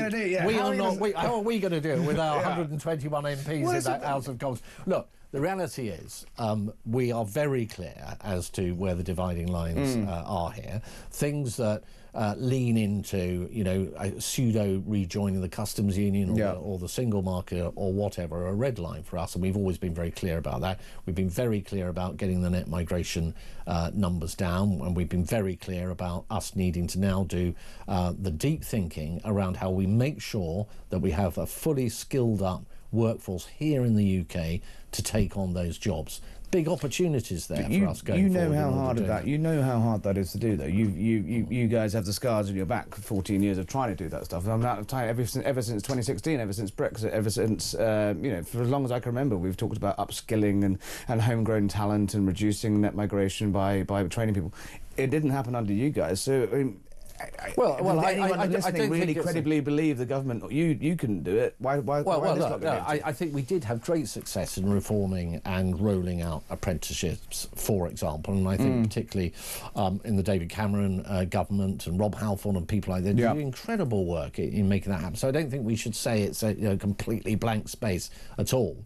But I do think there is a big conversation to be had, not just about generating the skills at that level, but also asking big questions about higher education, actually, and whether we should be having as many people going and studying the kind of degrees that they are, and whether that's adding economic value for the economy, and whether it's working financially for those people that take on student debt to do that. And I think that mix of higher education and skills is something that we will want to look at very closely. But these are deep issues that we need to rightly spend the time to look at. You've got plenty of time in opposition to talk about. Just before I let you go, let's read some text. Hello, good afternoon, Harry. You're doing a great job. Thoroughly enjoying your Thursday talk. Thank you. Reeves is out of her depth. God help us all. Tell Mel Stride the Tories need to up their game. I am an ex-Tory voter, now Reform voter and member. Carolina in Bath. You hearing that a lot? In terms of saying up our game, up your game, and Kemi's been in the job 6 I don't know, 4 months, 5 months now. Yeah, you're third in the polls, behind Reform, you're behind Labour. This government seems to be making a pretty, as you made a very elegant case, a hodgepodge. It is early days. Let's just pretend it was 1975. Margaret Thatcher is now the leader of the Conservative Party. Margaret Thatcher didn't have Reform breathing down her neck from the right there. But she did have huge challenges facing the country. We were known as the sick man of Europe by then. Big challenges to face. Slightly different, high inflation, union power and all unemployment and all the rest of it. But the reality is she did exactly what we are doing now. And Kemi Bain not doing the next Margaret Thatcher? Look, I'm not making any comparison. She is her own person. And all I can tell you, she's very clear in her Conservative principles. She is running a very united shadow cabinet. We have a very... Absolutely, I sit in it every week, and what I see is a team that's working together. I speak to some of your colleagues who are deeply unimpressed. Okay. Well, all I'm telling you is I can only speak as I find. Okay? Very good. We have to be patient. This is a marathon, not a sprint. We are going to do the hard yards, and along the way we will come out with policies, and we have done. We've said things about tax. We've said things about net migration, indefinite leave to remain, and so on and so forth. Said things about net zero. Everything's going. There is stuff happening. No, there's a long way to go. But there was never going to be any approach that in one bound Jack was going to be free. Yeah. These things take time, and we will get there. That's right. I think you're the first member of the Shadow Cabinet to come on the show and not get in trouble. A remarkable display of loyalty there. Well, Shadow Chancellor Mel's right. Come again and see us soon and tell us I how. would love to. Thanks for joining us. Cheers, Harry. Right, don't go away. Plenty more after this.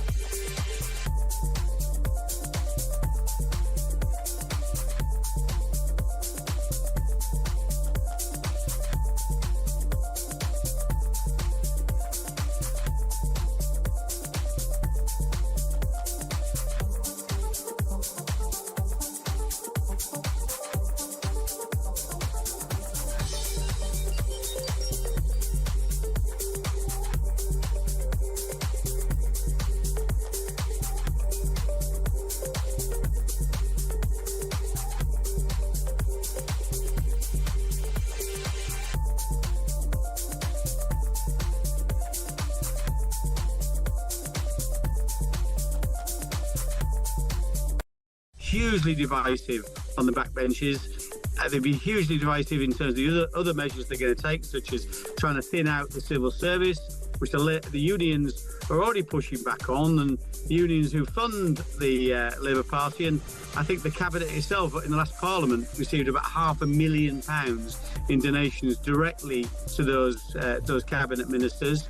So to think they're going to have this big fight with the unions over this is for the birds.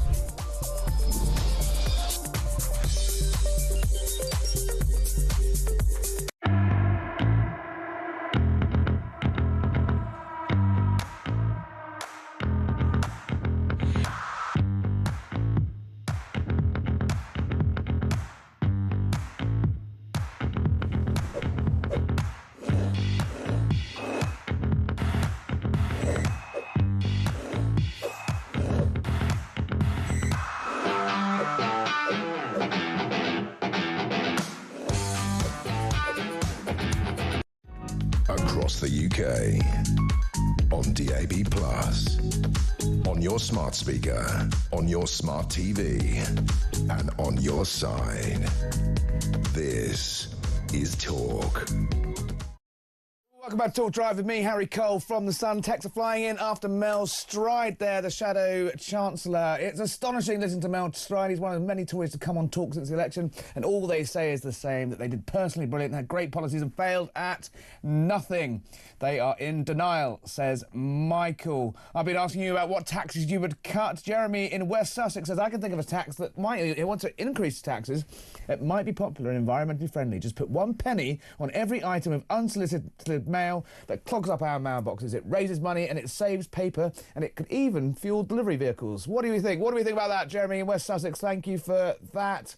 Mark, you've got a long list of tax cuts, and I agree with pretty much all of them. And the ban on greed-driven striking train drivers. Halve their salaries. Yes, thank you, Mark in Norwich. Jack Elsom is here, hot-footed, I hear, all the way from lunch. with Nigel Farage. Jack, chief political correspondent of The Sun. Farage was addressing journalists in Parliament today. What do you have to say for himself? He was indeed. He extolled the virtues of what Nigel Farage calls a PFL, which I can't repeat on air. No, please don't, because there's a button here I have to press if you says the... well, that was pretty close to it. There's a lawyer out there sweating now. And he even had a drink, I can say, to go with it. Did you have a drink at lunchtime, Jack? Was a glass of wine enjoyed? I can neither confirm nor deny what beverages I consume with my lunch. 87222. Start your text to talk if you think Jack Elson has had a drink. What I would say, Nigel Farage, very interesting. You can tell he's got the wind under his sails at the moment, especially going into these local elections. He's had a rough couple of weeks with the old Rupert Lowe. He has, although he had something very interesting to say about Rupert Lowe. What did he say? He said that he was in the streets of Doncaster the other day and not a single door he knocked on had heard about Rupert Lowe. It doesn't seem to have damaged them in the polls, as angry as Rupert Lowe is. And he had some interesting comments about Elon Musk, and Tommy Robinson are here. Yeah, he said that he actually texts Elon Musk quite a lot, and that even though Elon Musk had that big falling out with Nigel Farage, appeared to give his endorsement to Rupert Lowe, because Nigel Farage, wanting to become a more acceptable face of the right, didn't lean into the praise for Tommy Robinson, which other people in the reform camp have given him. Nigel Farage has always been very clear. There's no room for Tommy and his ilk in whatever party Nigel leads, whereas Rupert Lowe's been a bit more sympathetic, not to his cause, but certainly to his treatment in prison, and that's part of the schism, isn't it? Yeah, definitely. Nigel Farage has had pretty zero tolerance for anyone associated with Tommy Robinson and his ilk. He's actually had a zero tolerance policy from anyone from the BNP or from the EDL, although there does seem to be a bit of a rapprochement now and a thawing in the tensions between Musk and Farage. He said today that they still text, they still got a good relationship. He described Musk as a hero for buying Twitter. So obviously we had all those rumours about a massive multi-million pound donation from Musk to Reform last year. That obviously then completely got kiboshed when they had that row, but maybe now it's back on the table. But Musk was trying to push him on Tommy Robinson. It's fascinating. Yeah, although it seems that they do now talk, and so there's going to be no pushing Nigel Farage whatsoever. What was the best joke Nigel Farage told, if it's safe enough to repeat?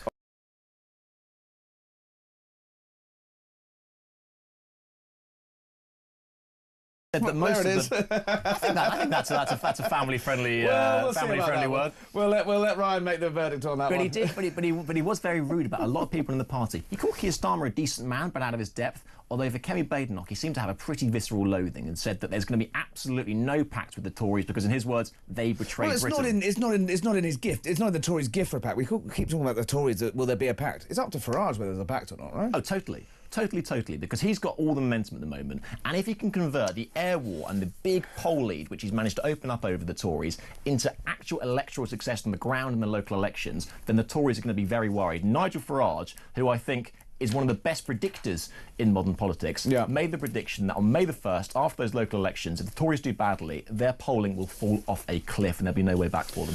I should just add that Jack has been a public lunch with Nigel Farage, rather than just taking nights down the pub and then just coming and downloading everything. Jack, I'm going to have to let you go in a minute because you've got to write the paper tomorrow. Yes. 31%? What's that mean? 31% boat crossings are up 31% over Labour. Big story in the paper tomorrow? Yeah, so on Labour's watch, 31% is the margin which the boats are up since the Tories. And so since July to now, we've had about 29,000 boat crossings. 29,645, it says, since Keir Starmer became Prime Minister. Yeah, and it's about 22,000 in the same period from July to March last year under the Tories. And so Keir Starmer obviously came into the election, big promise to smash the gangs. He controversially axed that Rwanda deterrent, which the Tories set up, even though even now we read in the Times, I should give them the credit for that story, which we definitely weren't all working on, that they're now looking at offshoring in Eastern Europe. So they'll be doing the thing they said that was unethical, immoral, disgusting, a waste of money. We now know that secretly the Home Office are having a look at it. Yeah, and they would say that the difference between offshore processing is that it's not straight deportation, which the Rwanda plan was. There's no way back. But it is a deterrent. It is a deterrent, totally. And I think that at the moment that's what they're lacking, because they're pouring money into border security commands, they're paying third countries to tackle processing upstream. What they're not doing is coming up with a viable deterrent, which means you reduce the pull factor. So people in France go, actually, we don't really fancy going to Britain. One other story you've been working on, the one you had in the paper this morning, the Sentencing Council, our favourite people, our favourite quango of hippie judges. What have they been? What's their latest gem? The Sentencing Council, for the first time ever, have decided to give guidance to judges on immigration offences. So, knowingly enter the country illegally, possession of false documents, deception of border force. And the starting point for a lot of these offences is You guessed it, very, very low. 6 months, 9 months, and the crucial point with this is that it's below 12 months in jail, and 12 months is the threshold from which someone is automatically deported if they are a foreign offender. So look, Tories out today saying this is absolutely weak and it's going to be catnip for human rights lawyers who are going to basically let people stay in the country. Not content myself demanding minorities get softer sentences as they were, last week I think it was, 2 weeks, so they're back today saying that we make it harder to kick out immigration offenders. That is the long and the short. Who are these people? Where are they? And can we get them on the show? In fact, can we get the sentencing? Get William Davis, get the chair entire of the Sentencing Council. There's 15 of them. Well, they'll fit around this table. I'm sure they will. Get the entire Sentencing Council on this show, and we can see. Let them hear what our probably have a big fee. They probably will. Yeah, come on. You know what those lawyers are like. 03444 99 1000. If you want to give your message to the Sentencing Council, 87222. If the text messages, if it's talk, what do you think about the Sentencing Council? What do you think about 31% increase in boats? And what do you think about old Nigel Farage and Elon Musk? We're going to let Jack go, sleep it off. I'll have to apologise for his foul, potty mouth. Sorry, Harry. Earlier on the show, I will have him flogged when I return to the Sun newsroom later on. Jack, go and write the paper. Thanks for joining us, and I'm glad you've had a lovely day. It's been fantastic. Actually. Jack actually took my ticket to lunch with Nigel Farage, which is why he's had a lovely afternoon, and I've been busy studiously preparing for this gig. Right, keep the calls coming in, keep the texts coming in. 87222. Start your text with talk. It's been quite a lively day today. The texts are a little bit spicier than they have been in previous weeks, but plenty more to come. Don't go away.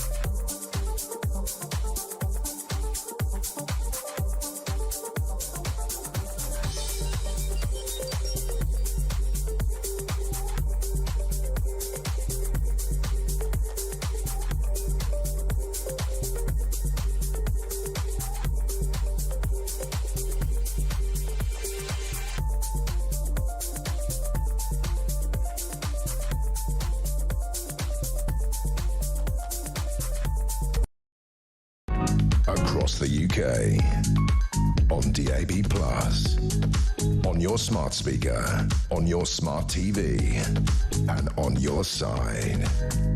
This is Talk. Welcome back to Talk Drive. Me, Harry Cole of The Sun. Text coming in, and we were asking what taxes you'd cut, and people just keep wanting to put taxes up. Darren in Bradford, why don't we just add 5% tax to buying online? You can call it whatever you want, like a car tax, etc. But it do two things. It will get people off their backsides to the shops, and it will also help the government with their finances. Darren, I don't think that's going to be a particularly popular policy. Gary is very rude about Mel's Stride. We won't be reading that one out. But a lot of people are not very happy with Mel and his sort of sunny, smooth optimism that he had there, saying that, you know, they've got a long way to go, the Tories, but at least they're not as bad as Rachel Reeves. I suspect an element of hypocrisy there, given they had 14 years to sort the country out and did not. And many of the problems we're seeing now, perhaps part of Mel and his buddy's legacy. Let's talk about it now with Isabel Oakeshott, Talk TV's international editor and friend of Drive Time. Isabel, how are you doing? Hi. Well, I think the Tories are going to have a long haul ahead of them to restore any kind of confidence amongst the voters, because you're absolutely right. So much of the problem is of their making. So many of the big problems that we have now. It is astonishing. I mean, it's about 8 months since they had their biggest ever, historical election defeat. I think since the Corn Laws, if we really want to go back to 1846, and the biggest wipeout the Conservatives, well, the Tories as they were, had then. I mean, you've sat in this chair, you know what it's like. The anger that's coming through from our listeners, Isabel, on Mel Stride, just for being kind of, it's great for them that, Rachel Reeves is making such a pig's ear of things and having, a rough old time. But do you not think the glee with which some of the Conservative benches are sort of pushing makes you realise perhaps they don't quite get it yet? I really don't think they do get it. I don't think they realise just how angry people still are at the scale of their betrayal. And equally, people get fed up of hearing the new lot say, oh, well, it's all the party opposite. We heard an awful lot of that from Rachel Reeves yesterday, delivered her fantasy financial statement. So on the one hand, voters don't want to hear Labour blaming the last lot. On the other hand, voters have not forgiven the last lot. The two things aren't actually mutually exclusive. It all comes down to we don't like either of you. Absolutely, and that you can see that in the polls. Look, there was a poll out this morning, I think it was a More in Common poll, that had literally a dead heat. You had 31% Tory, 31% Labour, 31% Reform. People clearly wanted change after the Conservatives, but they don't necessarily like the change they've got so far. Nigel Farage was out again today, again kicking the idea of there being a Tory reform pact, but he had some really interesting comments about the fact that he may have reset his relationship with Elon Musk. Have you heard much about that? I actually haven't, although there's a huge reform bash tomorrow, so hopefully is there? Up a lot of gossip. There's a big rally up of course, they're up in Birmingham, aren't they? Get the fireworks out and the M&M tracks and the flares. Yes, I think what we'll have to do is talk after that, because I should hopefully come back with a lot of good information. I went to one of those ones, I think, just before the election in Birmingham, and it was possibly the most camp political rally I'd ever been to, but Nigel kind of gets away with it. It's slightly bizarre. It was all flares and disco music and sort of glow sticks, and it is bizarre. You can't imagine. Bless him. He was a good sport on the show earlier, but you can't exactly imagine Mel Stride entering an arena to a rap anthem. And isn't that the problem the Tories have? Is that they just can't. They don't really have anyone. Kemi's, she's quite forthright and she takes a few swings of the bat, but she's not exactly got star quality, has she? Well, none of the Tories are any fun, are they? No, I think that's right. I think that's it. Where's the joy? Where's the fun? Yeah, I mean, say what you like about Nigel Farage, but he is quite fun and it is original. It is all a bit different. I mean, it's a hell of a show if they can pull it off tomorrow. And I do understand there's going to be quite significant demonstrations. But as far as I know, they've sold something like 9,000, maybe more than that, tickets to this gig. I'm going to call it a gig because that's what it is. Yeah. A gig. Well, I don't know how much singing is going to be involved, but it's in some pretty big venue in Birmingham, not the usual place that they go, and I think it'll be quite an extravaganza actually. But we've seen we saw Donald Trump in in 2016 and especially in the last year. Those rallies he had before his election victory, or both election victories, were fairly phenomenal. Do you think there's not obviously of the scale of America, but do you think there's a sort of room for a sort of British MAGA movement that sort of puts their, votes with their feet, turns up at these sort of events, packs out sports halls and venues like the one in Birmingham? It seems to be happening, right? I really do, because reform, and it's not to say other parties couldn't somehow try and do it. I don't want to just bang on about reform, but what I can say, I don't think any other party is doing this. Reform is filling many hundreds of seats on a fairly regular basis at events that they don't necessarily shout about because they're fairly local. And it's just hard to imagine any other party actually managing that right now and not getting more brickbats thrown at them than applause. Yeah. So I think there's just such a scale of frustration amongst ordinary people. They feel, because the election was only less than a year ago, you know, that was our great chance to have our say, and for whatever reason, enough people voted Labour to have. Well, only 33% of the country. Don't forget, it is a big majority, but it's a very shallow one, and the vote was split. That's right. But people now feel, well, what can I do? You know, they look around them, they see such changes in our country, they're exasperated, they feel poorer, nothing feels like it's working.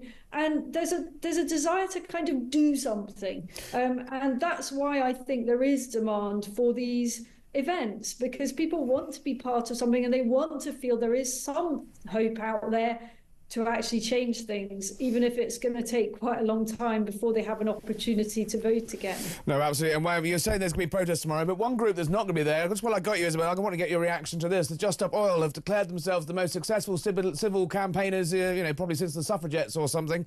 They said they're hanging up their high vis. They're putting away their purple, well, not purple, their orange paint, and they've won, essentially.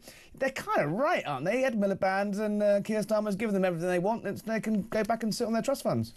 Well, yeah, exactly. I mean, I'm obviously delighted to hear that they're not going to be vandalising any more Van Goghs or blocking any more roads. Exactly, yeah, sitting in front of ambulances, stopping people getting to hospital. In a sense, they're not wrong. You know, Ed Miliband has adopted their policy of no more oil and gas, North Sea projects scrapped and so on. And it's an absolute disaster for the British consumer. You know, billions of barrels of oil that we could have access to, we're just not doing. And if that were reversed, that could provide half the energy needs for the UK for the next 25 years. So, you know, if they're very pleased with themselves, fine. But I don't think most consumers who are facing ever higher energy bills have an awful lot to thank them for. Couldn't put it better myself. Isabel Oakeshott, talkTV's international editor, thank you very much for joining us as ever. Texts are still coming in. Keep them coming. 87222. Start your text with talk. Harry, the only way the Tories can win the next election is by having a Maggie Thatcher 2.0 at the helm. Britain needs to grow a spine and a massive pair of... We'll end that one there. Oh, it continues. That was from Patricia. Thank you, Patricia. Someone else has said, talk. I think it's time for someone to grow... No, well, everyone's talking about growing a pair today. Pull out of the ECHR and stop the boats as soon as they land. Take them straight to the airport and send them straight back, says John in Chesterfield. Keep your texts coming in. Keep the calls coming in. 03 444 99 1000. We're going to stick on that Just Stop Oil story after the break.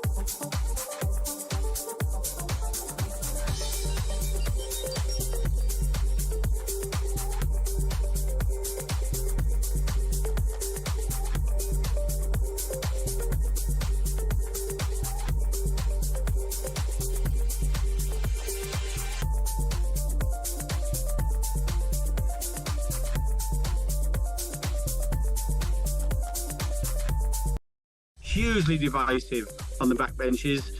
They'd be hugely divisive in terms of the other measures they're going to take, such as trying to thin out the civil service, which the unions are already pushing back on, and the unions who fund the Labour Party. And I think the Cabinet itself in the last Parliament received about £500,000 in donations directly to those Cabinet ministers. So to think they're going to have this big fight with the unions over this is for the birds.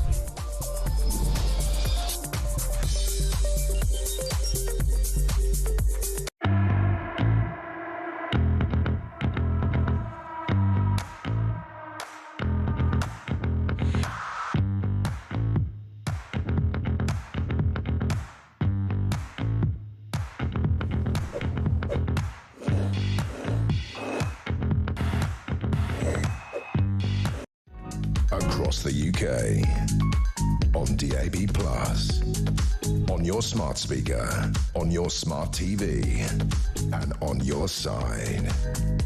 This is Talk. Welcome back to Talk Drive. Harry Cole of The Sun. The texts are still coming in about Mel Stride. The Shadow Chancellor we had on earlier, he's gone down quite badly, I'd say. I mean, Gary, you've texted in saying, how many times did he say, let me make it clear? No wonder the Tories lost the election very, very, very clearly. The trouble with Mr Stride is the government, when he was in government, he supported Theresa May's utter nonsense over Brexit and the fantasy green agenda, says Glyn. Keep the text coming in, 87722 plus talk. Say the word talk. Let's take a call. We've got Caroline, I think, in London. Yes, hello, Harry. Hello. Are you enjoying the glorious sunshine in London today? I am indeed. Finally. Not the glorious economic thing, but I'm... Well, exactly, yes. Yeah. What's on your mind? So I've run a business for 30 years. I'm closing it on April the 2nd. I'm sorry to hear that. No, it doesn't make financial sense for me to do it. It just... I don't understand how we can have a cabinet where nobody has ever run a business. Nobody has ever woken up in the morning and gone, oh, my God, I've got to pay people. Maybe I won't pay myself, but I've got to pay them. They have a life.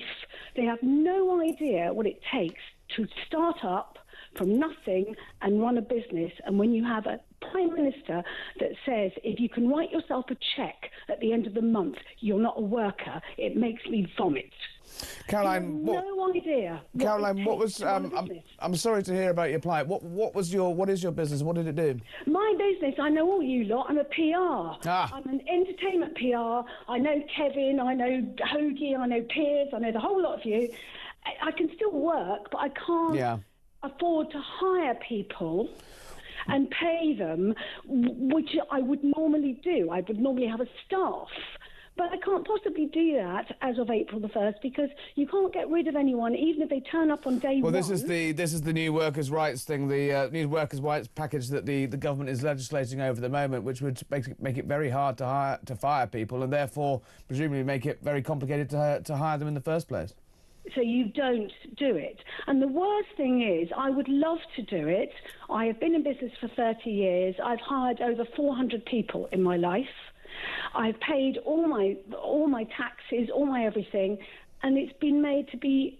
It's completely not possible anymore. Caroline, I'm sorry to hear that. I'm sad to say it's not you're not the only person I've heard that for. I've been speaking to, I've been writing about it for weeks now. I think people are going to be in a big shock when they come to the summer, when lots of seasonal hospitality in the UK, staycation spots across the country aren't going to be what they used to be because people just cannot afford to employ people, to pay the new higher minimum wage, plus the new higher national insurance contributions, plus the new regulations coming down the line for business. Caroline, thanks for calling.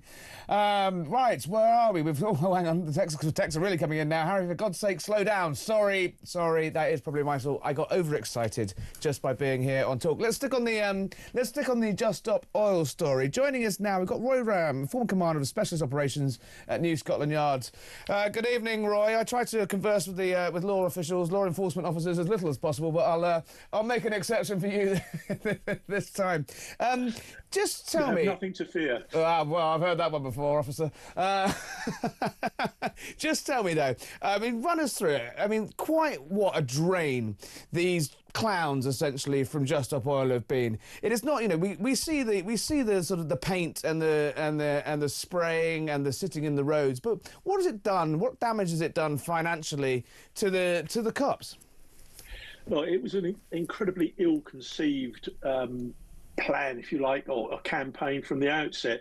You only have to look at the lack of public support for it, what happened when they blocked the M25, and the amount of police resources that were devoted to actually protecting them, looking after them, as well as trying to keep London moving or other places moving.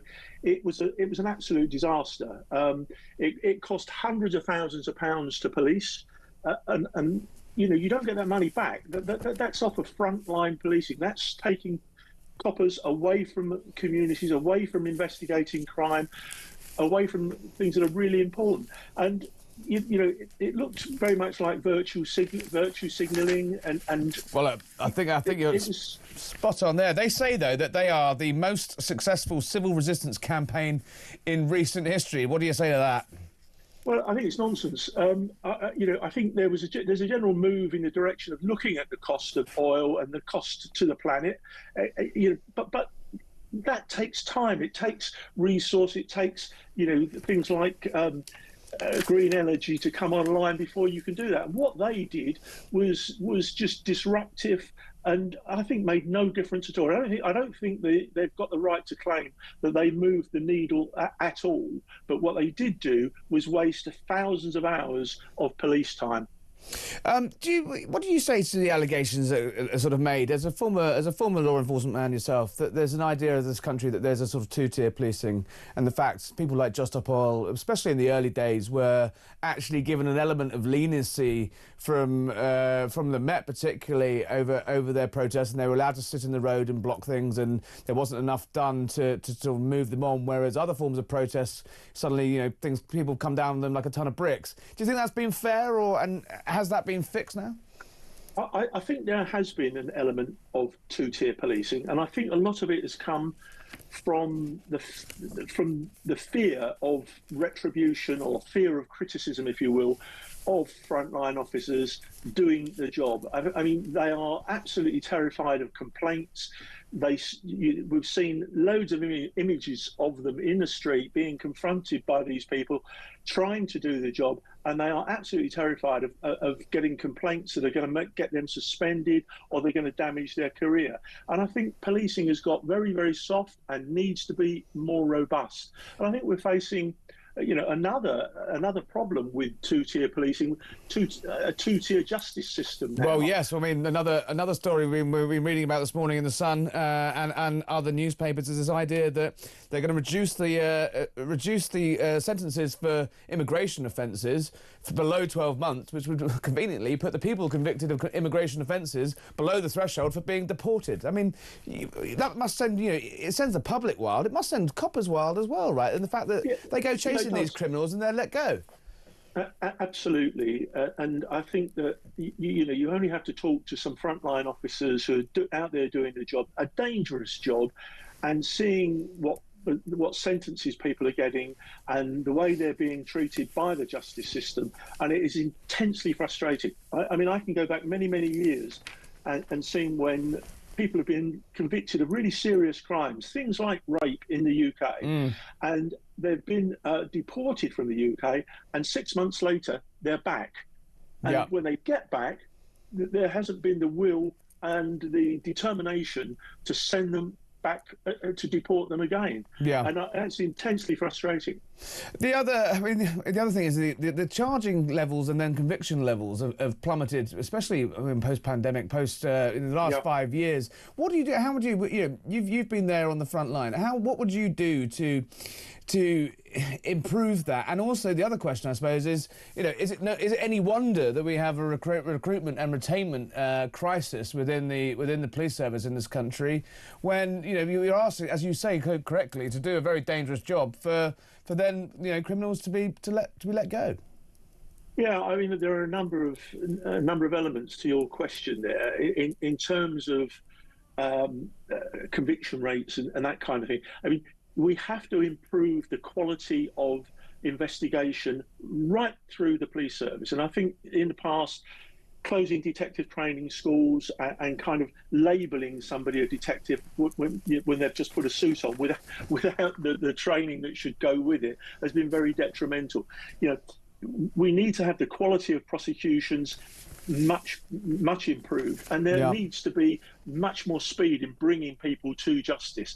So, and I think that brings job satisfaction to the officers as well. You know, if you can take a case to court that's well prepared and know that you're going to get a conviction, know that you're going to be able to speak to the victims of that crime and say, look, I've done a good job here, then you'll get that job satisfaction. But where you've got police officers who are continually being demoralised by not being supported, if you like, by the justice system, I think that's one of the big elements that's affecting retention.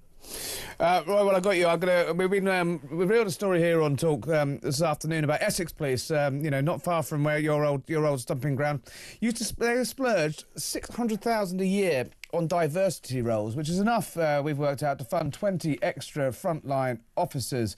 Highly paid diversity is inclusion managers, positive action constables, and even a lead chaplain. Salaries ranging up to £95,000. I mean, that is the equivalent, I'm told, the £600,000 is the equivalent of 2,300 Essex households' council tax bills.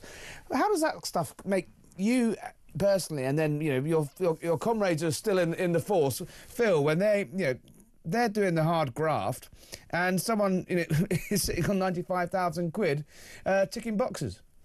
Look, there's no doubt that for police officers need to understand the needs of diverse communities, etc.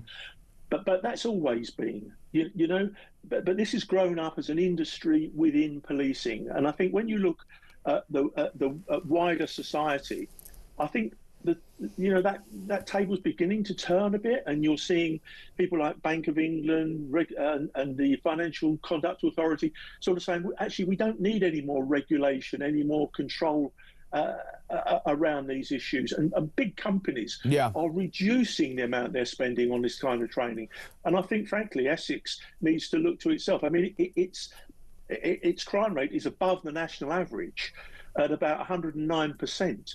Wow. So I think the focus ought to be there, and getting that crime down. I don't think people in Essex will be terribly pleased to hear that. It's an interesting point you make, though, because I do wonder whether it's happening in the speed in this country as it is happening. To take the United States, for example, especially with the victory of Donald Trump, and you saw big American brands, Ford, Pepsi, all of this, as you say, suddenly start to say, you know what, maybe we overcooked the whole DEI thing too much. Bud Light, a particular example of that. And they decided to sort of pull the sort of foot off the gas on that sort of hiring.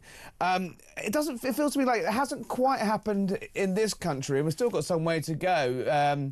Not least in Whitehall, and that's before we even get to the net zero officers, which is another sort of cottage industry that's popped up. Do you see it? Do you see it happening in this country yet? I don't see it coming back in with the speed that it's coming back in the US. Yeah. But I do think people are beginning to stop and think about it, and I hope that Essex does as well.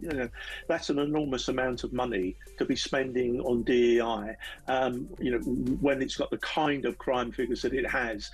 And I think that police forces across the country, especially as we look at the cutbacks that are going to come, the money's not going to be there. You've got to look at the primary purpose of policing.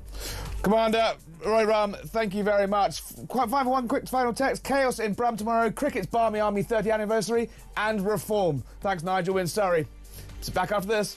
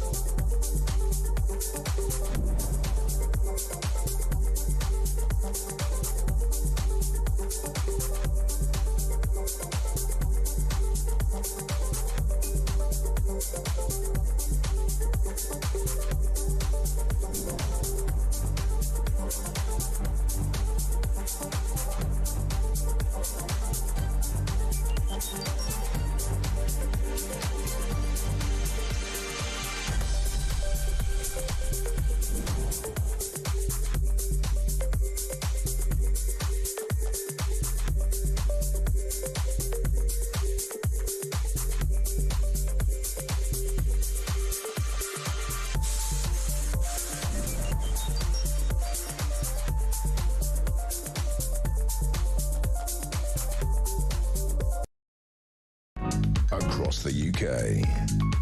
On DAB+, on your smart speaker, on your smart TV, and on your side. This is Talk.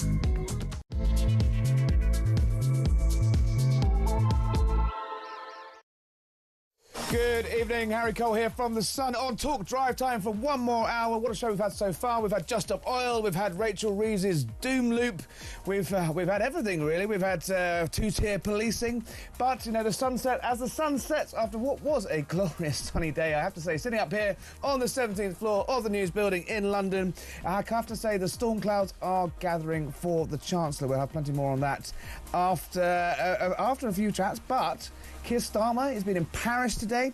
He's been trying to get his coalition of the willing back together, but it does seem to be slightly coalition of the unwilling. And after all, what use is peacekeepers if there's no peace to enforce in Ukraine? We'll be looking at Donald Trump's efforts to bring Putin to the table.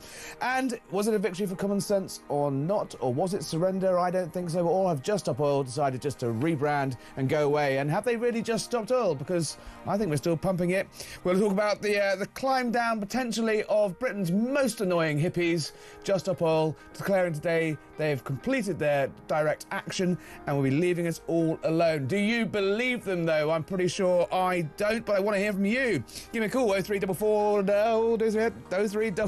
499 1000. I got it right so many times in the first hour, but now I'm running out of steam. WhatsApp messages come in as well, 0344 499 1000. Same number, same cock up there, or text. I can do this one, 87222. Start your text with Talk. That one I can always get right. Texts have been pouring in today. It's been good to have a chat with you. Stuart says, Harry, it's now official. Ed Miliband is totally off his rocker when Just Stop Oil is totally happy with you. Mel Stride, who we had earlier on the show, has also been splitting opinions, we say, about whether the Conservatives totally get it. But in this hour, at the top of this hour, I want to focus on what is going on in the news. Keir Starmer's been in Paris, meeting the coalition of the unwilling, desperately trying to cajole European allies, basically at the request of Donald Trump, to start pulling their weight and work out what to do in Ukraine. Let's see what the Prime Minister had to say just moments ago. Our collective view is that Russia is playing games, that Putin is back to his old playbook, and therefore the pressure needs to go on to Russia to get more seriously to the negotiating table and to have a framework or a deadline, if you like, for responding to what the Ukrainians have already put on the table. Keir Starmer there, speaking in Paris. Now, a man that knows a thing or two about Putin is former Defence Secretary... Oh, there we go. Former Defence Secretary Grant Shapps. Grant, are you there? I am here. Good to see you. Good to see you, free and liberated from the perils of high office. But as an outsider now, how do you think the government are doing on this? You know how hard it is. You know how pesky the Russians are, and you know what it's like to be in government when Donald Trump manages to upend the entire global order, and we all wake up one morning wondering what the president's going to do next. Do you have any sympathy for Keir Starmer? Yeah, I do actually, and I think he's made a half-decent fist of a very, very complex problem, very difficult diplomatically. And I think in particular, maybe a couple of weeks ago in particular, I thought he had his first good spell as Prime Minister since literally becoming Prime Minister, when he donned the international mantle and looked like he was going to achieve something. Is that running out of steam now? Yes, I think it is a bit, as your intro kind of suggested. Is this a coalition of the willing or unwilling? And to be fair, again, actually, to Sir Keir Starmer, is that his fault? No, it's the collective fault of Europe for failing to spend money on defence for so long now that it adds up to decades and decades, many decades, when we just seem to think that America would keep coming to our rescue. And whilst I hate, in fact, detest, in fact, find completely immoral the way that some in the White House and around the president are behaving in particular, I also think we've kind of brought this upon ourselves as Europeans, as people who live on this continent. And as I warned us, whilst I was Defence Secretary in a Lancaster House speech last year, we've got to stand on our own 2 feet and expect to protect our own continent. We'll return to that in a moment on the coalition of the willing and how it actually worked. But you mentioned the people in the White House. JD Vance is obviously the one that's been most vocal. He flew over to Munich and essentially berated European defence leaders to their faces. We've seen his text messages leaked in that bizarre spectacle of a Signal group chat that added a journalist. But he was even in private he was saying he is sick of European freeloading. They're deadly serious though, the White House, aren't they? They are calling time on this. And I think it's right, and every prime minister, I don't think that's right, but I mean every prime minister, every president has tried to encourage us to wake up to the fact that you can't expect a country who don't even live on this continent to keep being the people who protect us. So I understand that. But what was worrying about JD Vance's text is he made no distinction at all between the Brits, who've been out there, actually specifically against the Houthis in the Red Sea. When I sent our brave servicemen and women, both from the Royal Navy and the RAF, to go and whack the Houthis last year, I had 4 missions against bombing the Houthis, constantly protecting the Red Sea. And he doesn't seem to realise that there has been a European country who've been there, shoulders to shoulders, side by side. And that's the bit that I find the most concerning of all. And it's disrespectful to our own servicemen and women to not realise that. We were there side by side, but it was a majorly US-led operation. I mean, we as you say, we flew some bombing sorties, but you know, the Royal Navy came under attack from Houthi drones and were left defending their boats with machine guns, essentially. I mean, we could not do these sort of things by ourselves. I'm afraid the blunt truth, isn't it? Well, first of all, the fact that somebody, and I met the guy actually, I think he was 19 all due credit to him. I mean, it was an amazing feat. And it was not, by the way, he wasn't left to do that. We could have still whacked it with a ballistic Sea Viper missile, which goes up to space and comes down again. It was just actually he took the opportunity to see if you could take these things down with I think it was a 30mm gun, and he could, and he did, and he was a hero. Very good. So it wasn't because we had no other options at all. We have to clear that up. And secondly, look, it wasn't just some minor action. We took part in those attacks against the Houthi positions, and it was only us and the Americans, and I can reveal probably for the first time actually, that we would take on a disproportionate, given the size of our presence, we'd often take on a disproportionate number of targets when we were sharing that out with the Americans. So we were more than pulling our weight in hitting the Houthis, and more than pulling our weight in protecting commercial shipping in the Red Sea. And I didn't see any other nations doing that with us. And so that is the point that I think is very important for this government to get across to the US administration, is when they make these blanket statements about, we're not prepared to protect the shipping ourselves. No, actually, the United Kingdom was and did and does. Well, let's go back to Ukraine, though, because, I mean, Keir Starmer has been pretty clear that we can leave aside the facts when we can discuss in a moment the fact there is no yet deal there's no peace deal to keep, essentially, and that's proving somewhat of a sticking point for the White House and for the world. Realistically, though, you've looked under the bonnet, you've been in the MOD, you know really what Britain's capabilities are. We wouldn't be able to do it as a country with us, us and France, and without, some serious support, both in the air, in space, in the security, in the intelligence world, without the United States, right? Well, it's very important that the US isn't undermining that effort. So would we be able to do it? Yes, technically, all of the military in Europe could do it. Would it be a stretch? Yeah, because Europe's been underspending on its defence. But if it was done as a NATO mission, and if it was done as a NATO mission that wasn't being undermined by a NATO member, then it would absolutely be perfectly tenable, not least because if there's one thing that Putin doesn't want to do, it's to take on NATO. But that does require the most important tenet of NATO, which is Article 5, one country attacked is all countries. It requires that to be respected. And, I know that the Americans have put a huge amount into NATO. There's only one country that's ever been protected by Article 5 in reality, in action, and that's actually after 9/11, when Article 5 was enacted for the only time in NATO's history, and we all came to America's assistance. So it's right that if Article 5 were in place, we could certainly do that.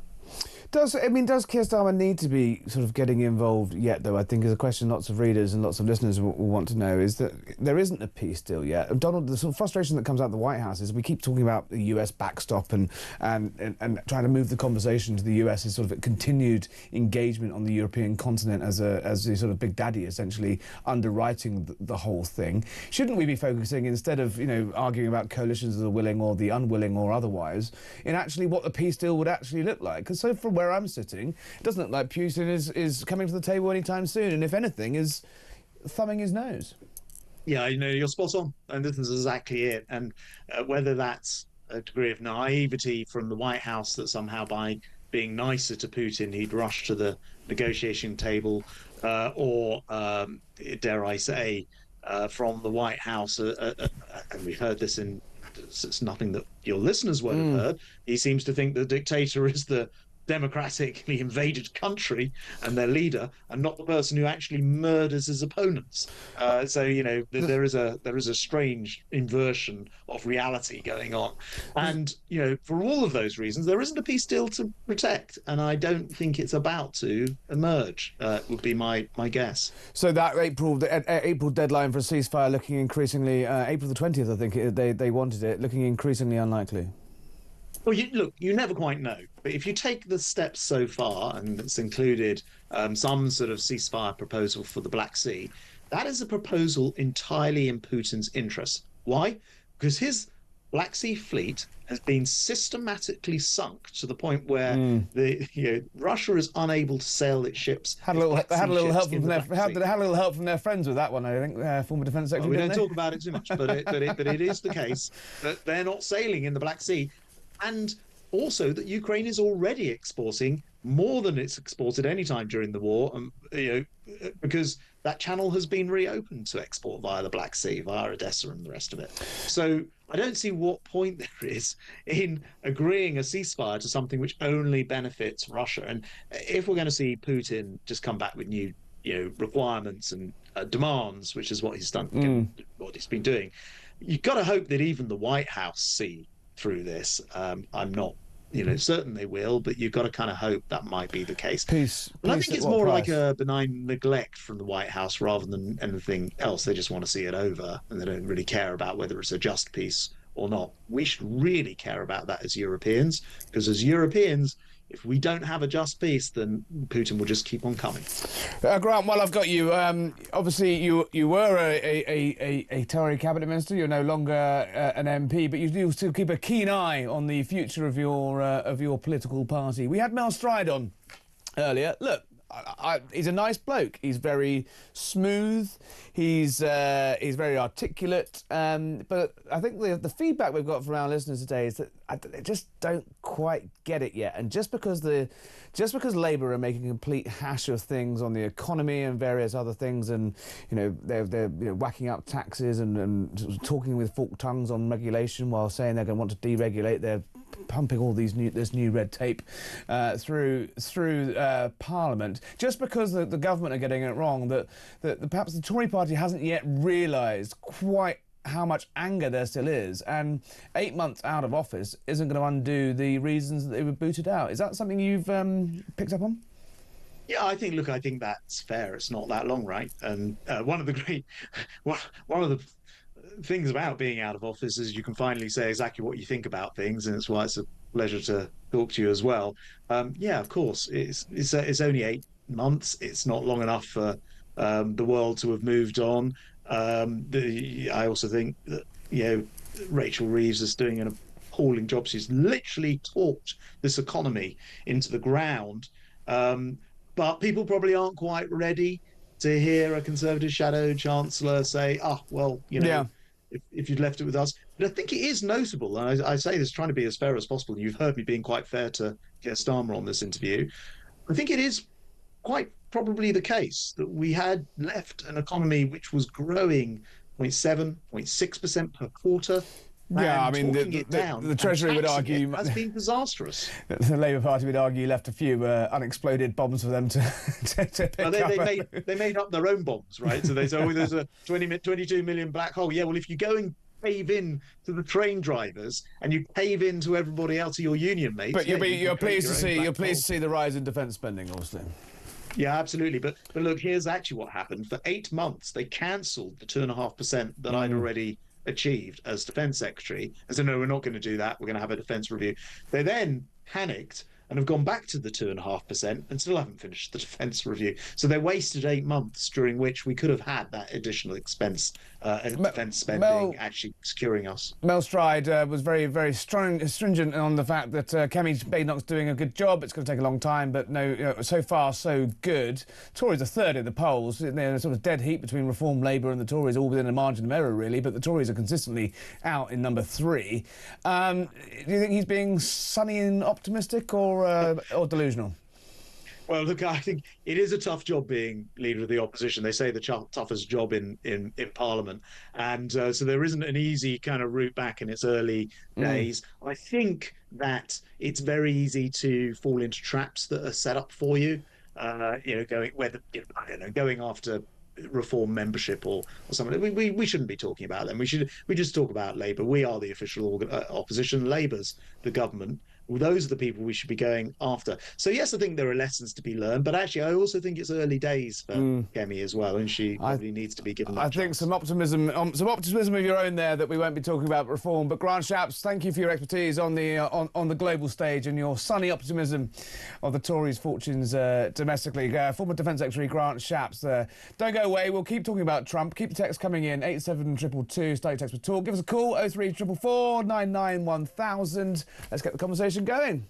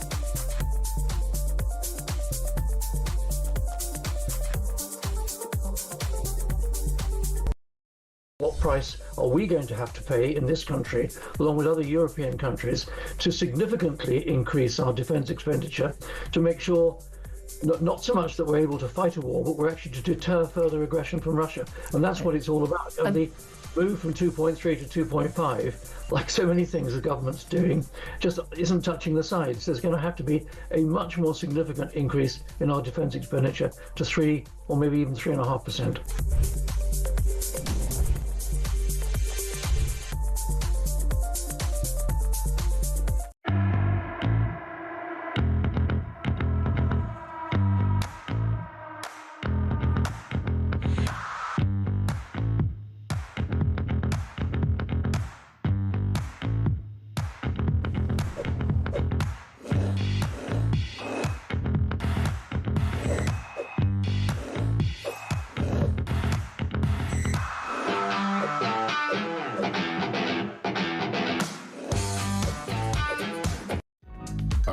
UK.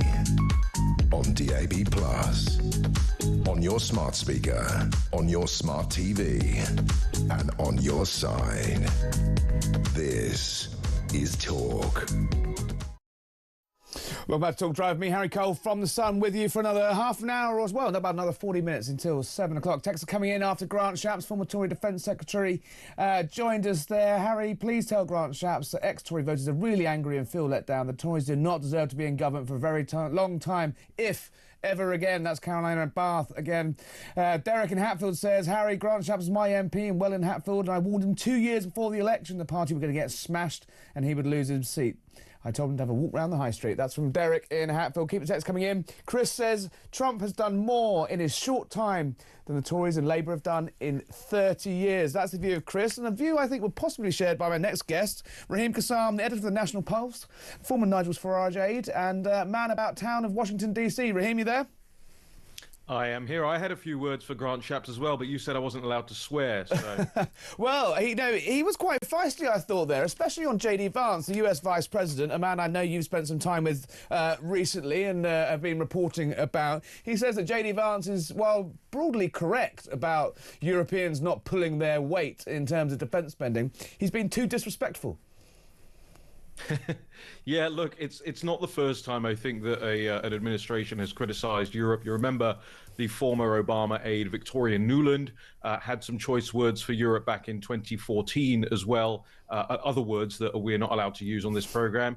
And so, you know, Vance is just sort of the latest in a long line of people expressing frustrations. Of course, he was expressing them privately, he thought, in that Signal group that we've heard so much about. But look, I was there with him in Munich when he gave that speech berating Eurocrats over their lack of concern over freedom of speech. And so while that may have been private, he's not exactly been shy in public either. But do you think, I mean, broadly his point is correct, and as you broadly make out, that, you know, he's not the first US administration to want Europeans to step up. But do you think is his tone and his approach counterproductive, or is it time for some blunt truths? Look, I really think he's channeling, you know, a large swathe of Americans out there. Remember, this administration has a very sweeping mandate, and they were very clear about what they were going to stand for when they got into office. And I do think he's channeling those Americans who are just kind of like looking across the Atlantic every so often and thinking, why the heck am I underwriting all of this stuff time and time again? They're not pulling their weight in certain areas. And Americans, I mean, Harry, you're here relatively often. Some of these American cities, Washington, D.C. included, has these neighborhoods that are absolutely gone to hell. Baltimore, gone to hell. Parts of New York, gone to hell. And people look around and they go, we're investing all of this effort and time and money and blood and treasure overseas, and none of it is getting invested back here in the United States. You can accept their frustrations, and you can accept J.D. Vance as kind of being their last straw. Do you think that also there's an element, and you straddle, you know, as somebody who straddles both British and American politics and has done for many years, that, you know, it seems that everything's sort of blamed on Trump, that Trump's come in and said all this, and yes, obviously he's up the ante and up the tone and up the rhetoric, but actually he's just representing a broader feeling of resentment across America, not least in Congress and beyond. Yeah, what's funny is I speak to a lot of liberal and left-leaning reporters here in Washington, D.C., and what they always say to me now, or most of them say, is, gosh, we didn't realize actually how much of a moderate Donald Trump is compared to, say, Elon Musk or J.D. Vance or some of this new cadre of people who are coming in, and they're sort of going, wow, we didn't know how good we had it in 2016 to 2020 when we were just talking to Donald Trump in the Oval Office and everything seemed to be at the whim of the commander-in-chief. Now there's this kind of MAGA apparatus that's been built, but it's MAGA plus, right? It's, as you say, it's more in your face. It's kind of on steroids. And they have certainly, as one of your people who wrote in a minute ago said, they've not been shy about executing that in the last couple of months. How is it going, though? I mean, obviously the focus that domestic focus that we have is in two strands, really. We were obviously very focused on what's going to happen with Ukraine. Obviously, Donald Trump promised a peace deal within a week, promised it within 24 hours, I think, at one point. We're a few months in now. Does it look like he's slightly bitten off more than he can chew? And it doesn't look to me like the Russians are coming to the table anytime soon. Yeah, and then, you have Zelensky attacking Steve Witkoff, the peace envoy, today in the BBC, Well, which is going to help. I mean, Witkoff's made some pretty spicy comments himself. I mean, they're probably both tough enough to take it, aren't they? Yeah, I'd be surprised actually about that. They will take it very personally, and they will take a very dim view of him going to the BBC and saying these things. Look, you were there. How did it go in the Oval Office, right? When Zelensky tried to chirp up in front of the commander-in-chief and the vice president, it doesn't go well. It's not the way to go about these things. I agree with you, by the way. Russia seems completely intransigent, doesn't want to come to the table, keeps trying to move the goalposts of this thing, but I would say the description of having bitten off more than he can chew is probably not right. I still remain very optimistic about there being peace in that region during this administration. I don't think any other administration, Kamala Harris is the opposite, at the November election, would have not put so much effort into grinding that piece out. So, I think Trump's attitude towards this is, he tends to launch in with hyperbole. I'll get a peace deal day one. And by the way, if you asked him, he'd say, I did get a peace deal day one. They just haven't signed it yet. Like he had the paper ready to go. How much political capital is he expending on this domestically in Washington, though, in America, though? Because a lot of the global attention of the Trump administration so far has been seen through the prism of this Ukraine, especially since the end of January when they pressed go on this aspect of their foreign policy. How is the sort of the delay and the fact that Putin is essentially thumbing his nose playing out for Trump politically? Do you know what's funny? People don't really care. Outside of Washington, D.C., this is a very small issue as far as Americans are concerned. When you poll them, the top issues are the egg prices at the moment, which, they're doing a good job on, are down, I think, 70-80% in the last month. Then you've got, of course, the tariffs. You've got immigration and the border. You've got taxation. There are a whole swathe of issues. And I totally understand, you ram it down my throat every time I see you, that for Europe, this is an existential issue. I totally get that. It's on your doorstep. But as far as the ordinary American, especially the MAGA voter, is concerned, it's very low down the rankings. Now, I don't think that means you're expending no political capital. You're certainly spinning the wheels a lot in national foreign policy circles here out of Washington, D.C., but nobody really bought the idea that there was going to be an overnight peace anyway. I think most of DC is convinced, however, that it will come within the next 18 months. Next 18 months, so that deadline of 20th of April looks like it's probably for the birds. Pivoted nicely into the other issue, which is sending the rest of the world round the bend somewhat, is the tariff issue. We've seen the forecastings of the implications of tariffs, export tariffs, are slapped on the United Kingdom on our already anemic economic growth, adding to Rachel Reeves's woes here. Trump saying last night 25% on luxury cars. We sell America a lot of Aston Martins, a lot of Range Rovers. 18% of British car exports go to rich Americans. Is there any appetite that you've seen for a carve-out for Britain, or will we be shoveled up J.D. Vance style with the freeloading Europeans? Well, thanks to a little thing that happened in the summer of 2016. Is it the sign behind you that says Brexit? by any chance, yeah. We're no longer lumped in with the Europeans, and yes, I have heard a lot of talk. I mean, President Trump especially has a very soft spot for Britain. That isn't just something that Brits say, although Brits do say it a lot. He does feel it, and he makes it very clear every time he gets asked a question about it or has to talk about it that he does consider Britain to be separate and apart from Europe and treats Britain differently. The difference is, however, when you, he just got appointed, so I don't really want to be unkind too much about him. There's plenty of other things I could be unkind about with Peter Mandelson. But when you have an ambassador like Peter Mandelson, and you do have a prime minister like Sir Keir Starmer, who is trying to kind of put the kibosh on certain other things that President Trump is trying to do, to take it back to the last conversation, especially as regards Ukraine and Russia, and his kind of counter narrative all the time on that topic, that doesn't help that.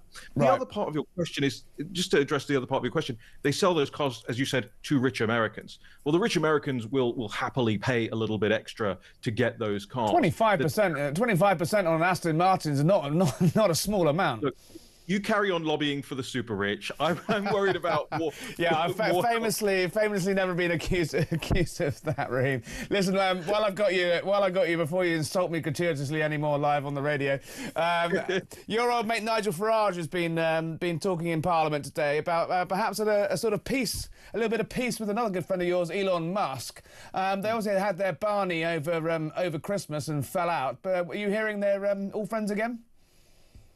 I don't know. I actually am not that much of a fan of Elon. I think some of the Doge stuff is working. A lot of other stuff is kind of smoke and mirrors. And he's not a populist nationalist like I am. He's a technocrat. He really believes that transhumanism and injecting, chips into your brain and all of that stuff is the future for humanity. I'm less on board with that. I think there was a detente. I certainly happen to know from Elon's side, actually, that he recognized that he was a bit unkind about Nigel at the end of last year. And then I also think this whole brouhaha, what's going on with Rupert Lowe and inside the party and all that. Look, I'll say to people I worked in UKIP, I'll say to people this happens every couple of years. Somebody comes along, thinks they can run the party better than Nigel and his team, and there's a whole big blow up about it. It goes away in about 2 or 3 months. It's not ideal as you're going into local elections, but it will go away. And so I think Nigel has proved himself time and time again to be a ruthless political operator, campaigner, and this time, as we run into 2029, it will come up before you know it. It may well just pay off. Raheem Kassam from Washington. Hopes of a British carve-out, hopes of peace within reform, and looks like the April 20th ceasefire deal in Ukraine not going to get hit. Thank you for joining us on Talk. Don't go away. We're going to look at the polls next.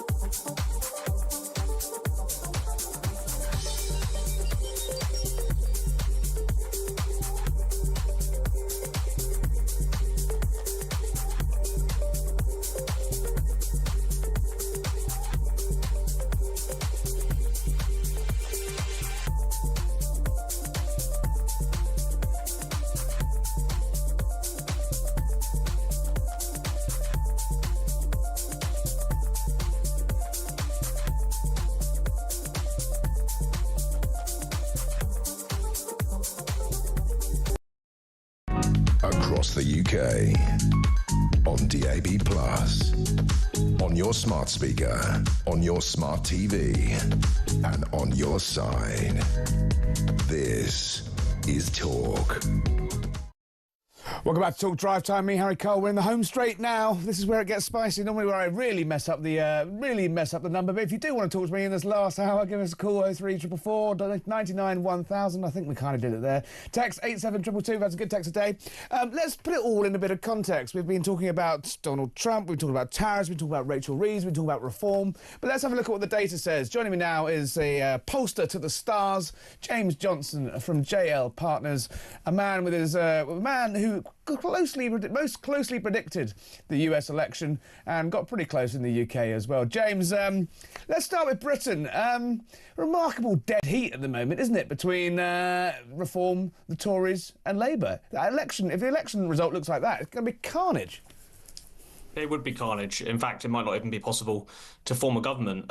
There's some signs that Reform might have fallen back a little bit in the polls, perhaps since their peak a few weeks ago. But broadly speaking, the whole sort of Rupert Lowe drama hasn't really cut through, hasn't really impacted their ratings. Look, Harry, my view at the moment is, firstly, there's a long time to run. Lots can change between now and the election. But if this kind of result were to take place, then I think Labour is the beneficiary. As long as the right is split between Reform and the Conservatives, the more chance Keir Starmer has of staying on as Prime Minister, and that's the situation we're in at the moment. How does... Rachel Reeves obviously got a huge, massive issue.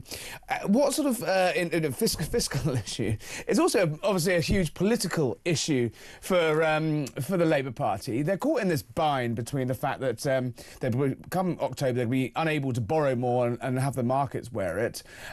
There also seems to be signs within Labour, within the Labour coalition, that things are getting pretty fractious over cuts, over not just departmental cuts, but particularly those welfare cuts. Is there any evidence yet that that's starting to hurt Labour even more? And could we see the government becoming, well, frankly, they're pretty unpopular now, even more unpopular in the coming weeks? They are very unpopular now, and I think that all signs are that's going to increase. Look, I think that spring statement yesterday really created a sort of sense amongst the public, and we did some snap polling reaction on this. What was the verdict? Well, they said it was unfair and disappointing. Labour's voters actually look quite a lot like Labour's core voters. Because they didn't win on 40% or 45%, they won on around 33, 34%. So what that means is that Labour's voters are voters who are more likely to be pro-welfare, more likely to be pro-spending on public services. So a lot of people in the Labour sort of voter base don't feel like these welfare cuts are particularly fair. And the other thing, Harry, that I've seen in the focus groups, I did some in Grimsby a couple of weeks ago after the welfare story was out, was that even voters who are more right-wing, who are considering Reform UK, who previously voted Labour, they feel that cutting welfare for British people when they feel that illegal immigrants are getting lots of money spent on them, on hotels, etc., is distinctly unfair. So even those who have concerns about the welfare system are saying, well, why are you going after hard-working Brits first? Can you see, you've worked in Number 10 previously, can you see a political strategy and a path to re-election emerging for Labour? It's clear they are, especially since Christmas, I think, trying to pivot towards that more sort of reformy type vote. Look at, we're talking about welfare, the increase in defence spending, the cut to international aid, benefits cuts, the sort of warm words on deregulation, whether the actions follow. Is it a deliberate strategy to try and pivot to the right? I think it is a deliberate strategy. Is it going to work? I think it's a wiser strategy than where they were when they started with Sue Gray and so on. And sort of, immediately the only thing the voters could really remember about that first phase is cutting winter fuel allowance. I think it's going to be tough to get a hearing because a lot of these voters are pretty dismayed by that start. So they might not necessarily believe that this pivot to Keir Starmer. Did they do so much damage to themselves in that first initial rubbish 6 months, to put it nicely, talking down the economy, stealing grandma's coal allowance? You can write the narrative itself, all the freebies stuff, the fact that they had appointed a cabinet that's not exactly entirely A-listers. Has the damage been done? Did people sort of think we wanted change and now they're done, or were people willing to give Labour a second look? Let me put it this way. If they'd have started with the announcements they've done in the last few months, I think they'd be in a very different place. Right. They've lost a lot of that permission to be heard now. Look, who knows? There's 4 years to run. It's a long time. But at the moment, that permission to be heard is much harder for them to win. They would need a good few months of making that voice be heard. Look, but politically, I must say, a lot of people say this is the Morgan McSweeney strategy. Yeah, Yeah. But I think this is in the right place because they have a huge threat to their seats in the North and the Midlands by Reform. Reform is in second place in about 90 Labour seats. So in terms of the content, they're in the right place. Whether they can get the permission to be heard is another question. We had Mel Stride on earlier, who, I have to say, split opinion amongst the listeners. Everyone said nice bloke, but, doesn't quite realise quite how angry the the public are with still with the Tories. Kemi Badenoch seems to be struggling to sort of cut through. She's obviously got the Reform to her right. She's got Labour to her left. She's got the Liberals as well, so eking her out in those nice, green, leafy bits of the country. She's in a bit of trouble, isn't she? I think she might be. She's not cutting through to the extent that certainly that she needs to, at least over time. Look, being leader of the opposition is a really tough job. It's going to take time to get in. I think Tory MPs thinking it's time to get rid of her now are being a little bit short-sighted, but she does need to make more of a splash. There's no doubt about that. I did that focus group in Grimsby with Labour voters who were previously Conservative voters. I asked about Kemi Badenoch and I got blank faces. They don't know who she is. They don't know what she stands for. So there's a lot more work to do there. Look, immigration is the big one. It's really hard for her and her team to talk about immigration because the voters turn around and say, well, you're the guys that made it spiral. And she's on the record in the House of Commons, literally lobbying the government to increase visas. Absolutely, and even more tricky, I think, is Priti Patel. She's shadow foreign secretary. She's been on the record defending since the election. Indeed, on the Sun's Never Mind the Ballots brilliant YouTube show, hosted by, I don't know, anyone know who hosts that? Text in 87222. I think you're right. Let's just quickly, while I've got you, because we've got to go to a break. But you've been doing some focus groups in the US. We had Raheem Kassam on, obviously, who was a Trump supporter, through and through. He's saying that actually Ukraine ain't really affecting, lack of breakthrough on Ukraine having absolutely zero impact on Trump domestically, and people are more concerned about the price of eggs. That fair? I did some one-to-one interviews with first-time Trump voters in Vegas on Tuesday, a key city and a key state for the Republicans to hold on to. And the general view is that Trump is doing what he said he'd do.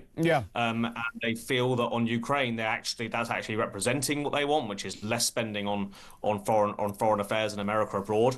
And on inflation and the economy, though they're still worried about the economy, they feel that I've had one person say to me, my ribeye steak was $30, it's now $25 since Trump came in. Prices are going down. So I'm not sure they quite are, but actually, even if you see changes in your local store, if you voted for Trump in November, you're probably quite likely to think that was due to him. So I don't know how much of it is perception or reality, Harry, but certainly these Trump voters are not getting pulled away from him.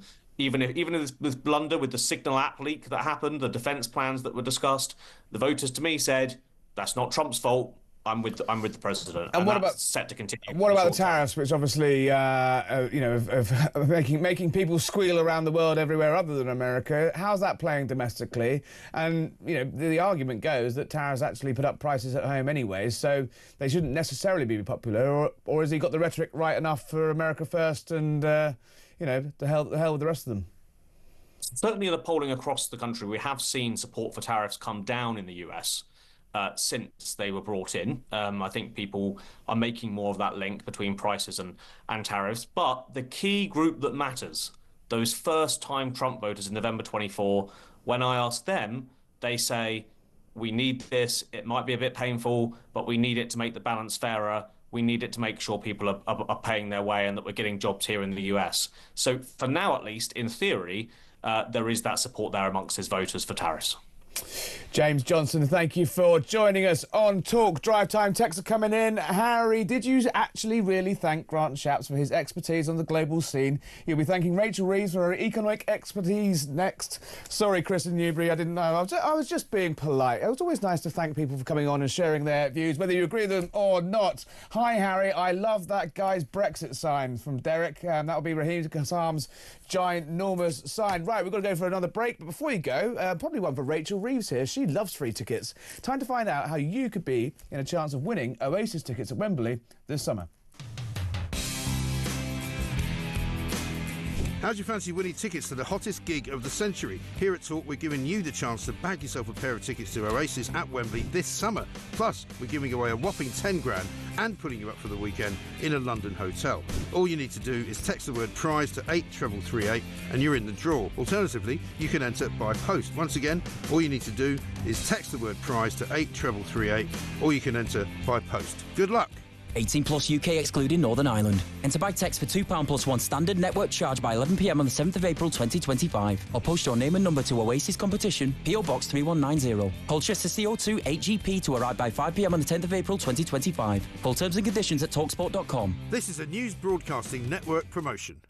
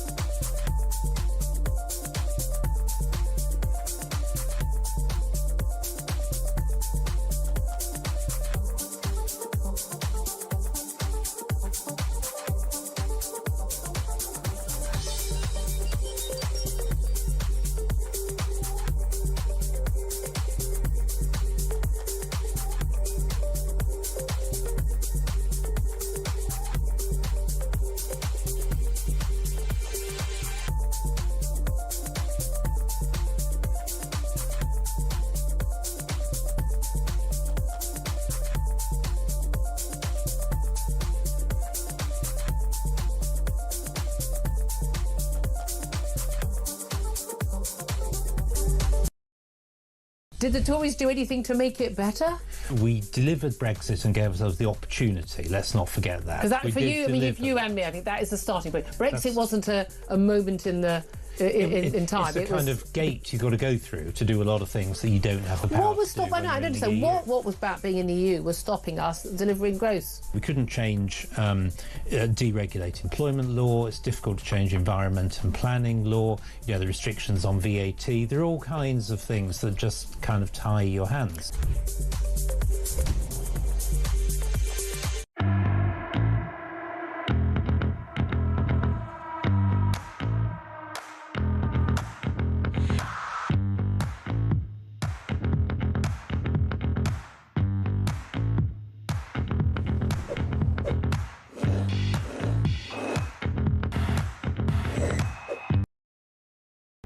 Across the UK, on DAB+, on your smart speaker, on your smart TV, and on your side.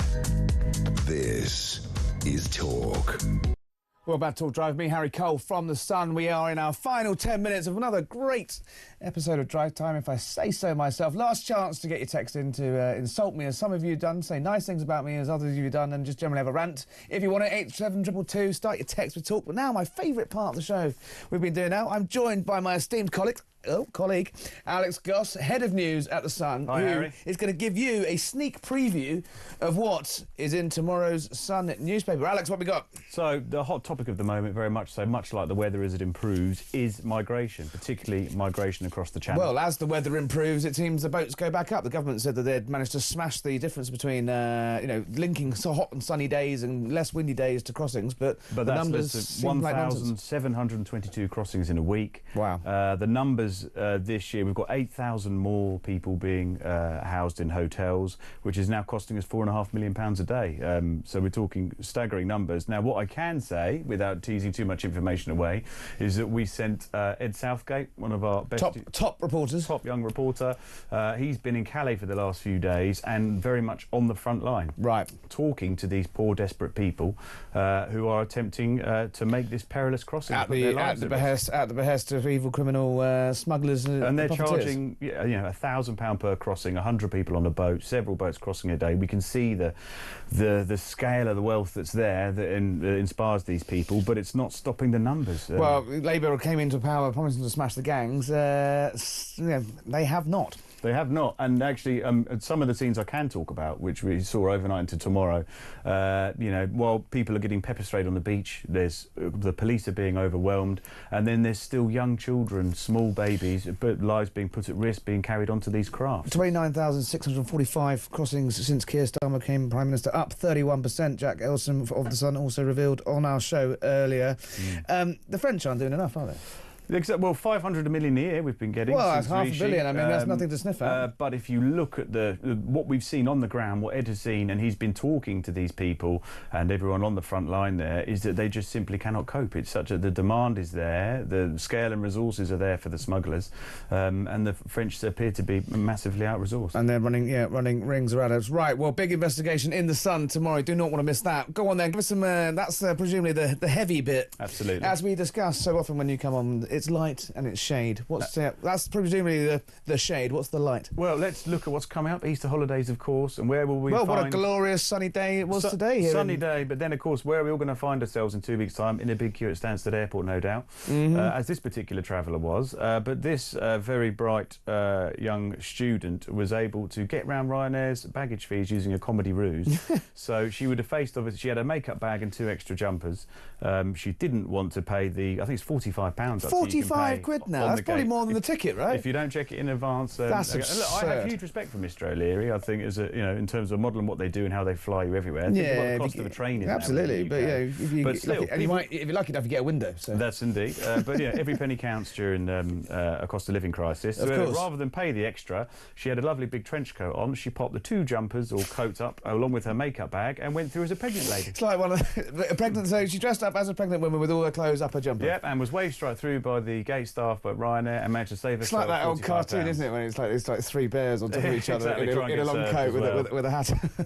So that's quite nice. So she got away with it. Yeah, and it's the little wins. She could spend the 45 quid she saved on those obligatory Pringles and a tiny Heineken on the flight. Exactly. London standards to Edinburgh. Yeah, exactly. That's probably going to be 45 quid's worth. Well spent. Right, what's going on? What's going on with woke Tellyland? Well, not somewhere they call talk. Well, it's interesting. Not so much woke, but just in terms of popular telly. Gavin and Stacey, the finale, the most watched thing of Christmas. Everyone was talked about it. Exactly, and bear in mind we live in such a land of fragmented viewing now. So many devices. 18.5 million people still tuned in for this, and yet BAFTAs today effectively a snub for Britain's most popular telly show. It's a hell of an export. I mean, we proudly gave America James Corden on the back of it, and he did come back though. But 18.5 million people watched it over Christmas. That's nothing to sniff at. Some of our, Larry Lamb, Ruth Jones, the proper British stars, and what? None of them have got nominated. I believe there's one nod in a certain category, but look, majority of it's overlooked. And look, some of the shows nominated are very good, no question of that. But it's that question has affected the Oscars on a regular basis. Is popular telly, are popular shows? It's the most. It's the most watched show of the last 17 years. It's incredible numbers. As I say, in a land of Netflix, iPads, and phones and streaming channels, to hit those shows, what a chord it struck. I don't really remember any of these. I don't remember watching any of these shows that have been nominated. Ludwig, did you watch Ludwig? I'm still on The Sopranos. Funnily enough, there's a bloke. Someone texted me in and asked me if I was Tony Soprano's love child today. Oh, so that's all right. What else has been going on? What's been doing well on the website today? It's been ticking over well. Obviously, the weather is a fantastic thing. The weather. I mean, we need to get is Paul Sims in here. Paul Sims. He was in the building earlier. The Sun's own personal weatherman. Yeah. Is it? Are you expecting this to last? It's not past the threshold where we send him on his weather expeditions. He's famously, obviously, he bathes in a wheelie bin full of ice in the north of England, or he'll head to the barren shores of the Thames when the tide is low and set up a deck chair. He's a very brave man that will go wherever the weather desires. Got some listener feedback for you, Alex. The word is immigration. Migration is what birds do for the winter, says Anne in North London. Thank you, Anne. Keep it coming. 87222. She's got you there, hasn't she? No comment on that one. So, right, big old migration number, good old Ryanair number. Any nice comedy stories? You know, world's largest cheesy piece of toast that looks like Jesus? Do you know what? I'll put an appeal out right now. If you have a piece of toast that looks like Jesus, a giant quaver, other brands are available. Please do give the Sun News Desk a call, because that's exactly what we need. And we are approaching silly season soon. Well, you say we're approaching silly season, and if just like that, it's approaching silly season, here he is. It's TV's Kev. As he likes to be reminded every time at this time of the Thursday, a proud Sun man himself, and never... Oh, look, there he is. He's trying to get the mic. He's trying to get the microphone in. Oh, Alex was just running out of fun. The man's written, the man's sort of pulled together the entire newspaper, and he can't remember What's the splash tomorrow then? It's a great exclusive on migration or immigration. Immigration, and in North London wants it to be immigration. I always like to hear that. It's absolutely news for us. Is immigration or migration? And in North London has corrected us and said migration is for birds. We are talking about immigration for people. Yeah, well, I think migration will do. So 357 came across yesterday. Yeah, we were just looking at that. It's now up 31% since Keir Starmer promised to smash the gangs, and it's 29. Have you noticed, Harry? You're involved in the world of politics. He sort of sticks his finger in his ears now. Well, and he's gone on the. It happens so often. It normally takes prime ministers a couple of years to get to this stage where they suddenly become so obsessed with foreign affairs that suddenly, that sort of thing is beneath them, and he wants to swan around in Paris as he's been doing today. He wants to talk about the big issues. He's outsourced all the economy to Rachel Reeves. He'll be selling the big issues soon, the way he's going. Kev, who have you got on? What's coming up? We're going to kick off with the fallout from yesterday's spring statement. Obviously, what did you make of it? Well, it's a disaster, isn't it? I'm genuinely, as a citizen, not as a journalist, as a citizen of this country, I'm genuinely getting worried about this lot. I mean, Starmer, she seems hopelessly out of her depth. Starmer, God knows what he's doing, and she managed to offend everybody. I mean, when you see these two splashes in the Guardian and the Mirror, absolutely. I think it was the first time, the full set, it was a complete, since the first time. That would have come as a real shock. In their 265 days, I think, in power, it's the first time that every single national newspaper, including the Sun, given him a kicking on the front page. But she's upset different groups with different ways, though, isn't she? And that's the problem. You've got to keep that coalition together. Absolutely. And talking about delusion, Starmer continues to delude himself that he has this special relationship with Donald Trump and America. Well, we know now about these car tariffs, car crash tariffs, which will be imposed on us. No special treatment for us. What Starmer has persuaded himself, in my mind, is that when J.D. Vance and Hegseth and Rubio and indeed Trump pour scorn on Europe and say, oh, these feeble, pathetic EU leaders, freeloaders, that it doesn't mean us, it doesn't mean him. It does. I thought Brexit Britain was meant to get a carve out of this off. We had Raheem Kassam on, who's a man who's quite plugged into the White House earlier, and he was saying he still thinks there could be some hope for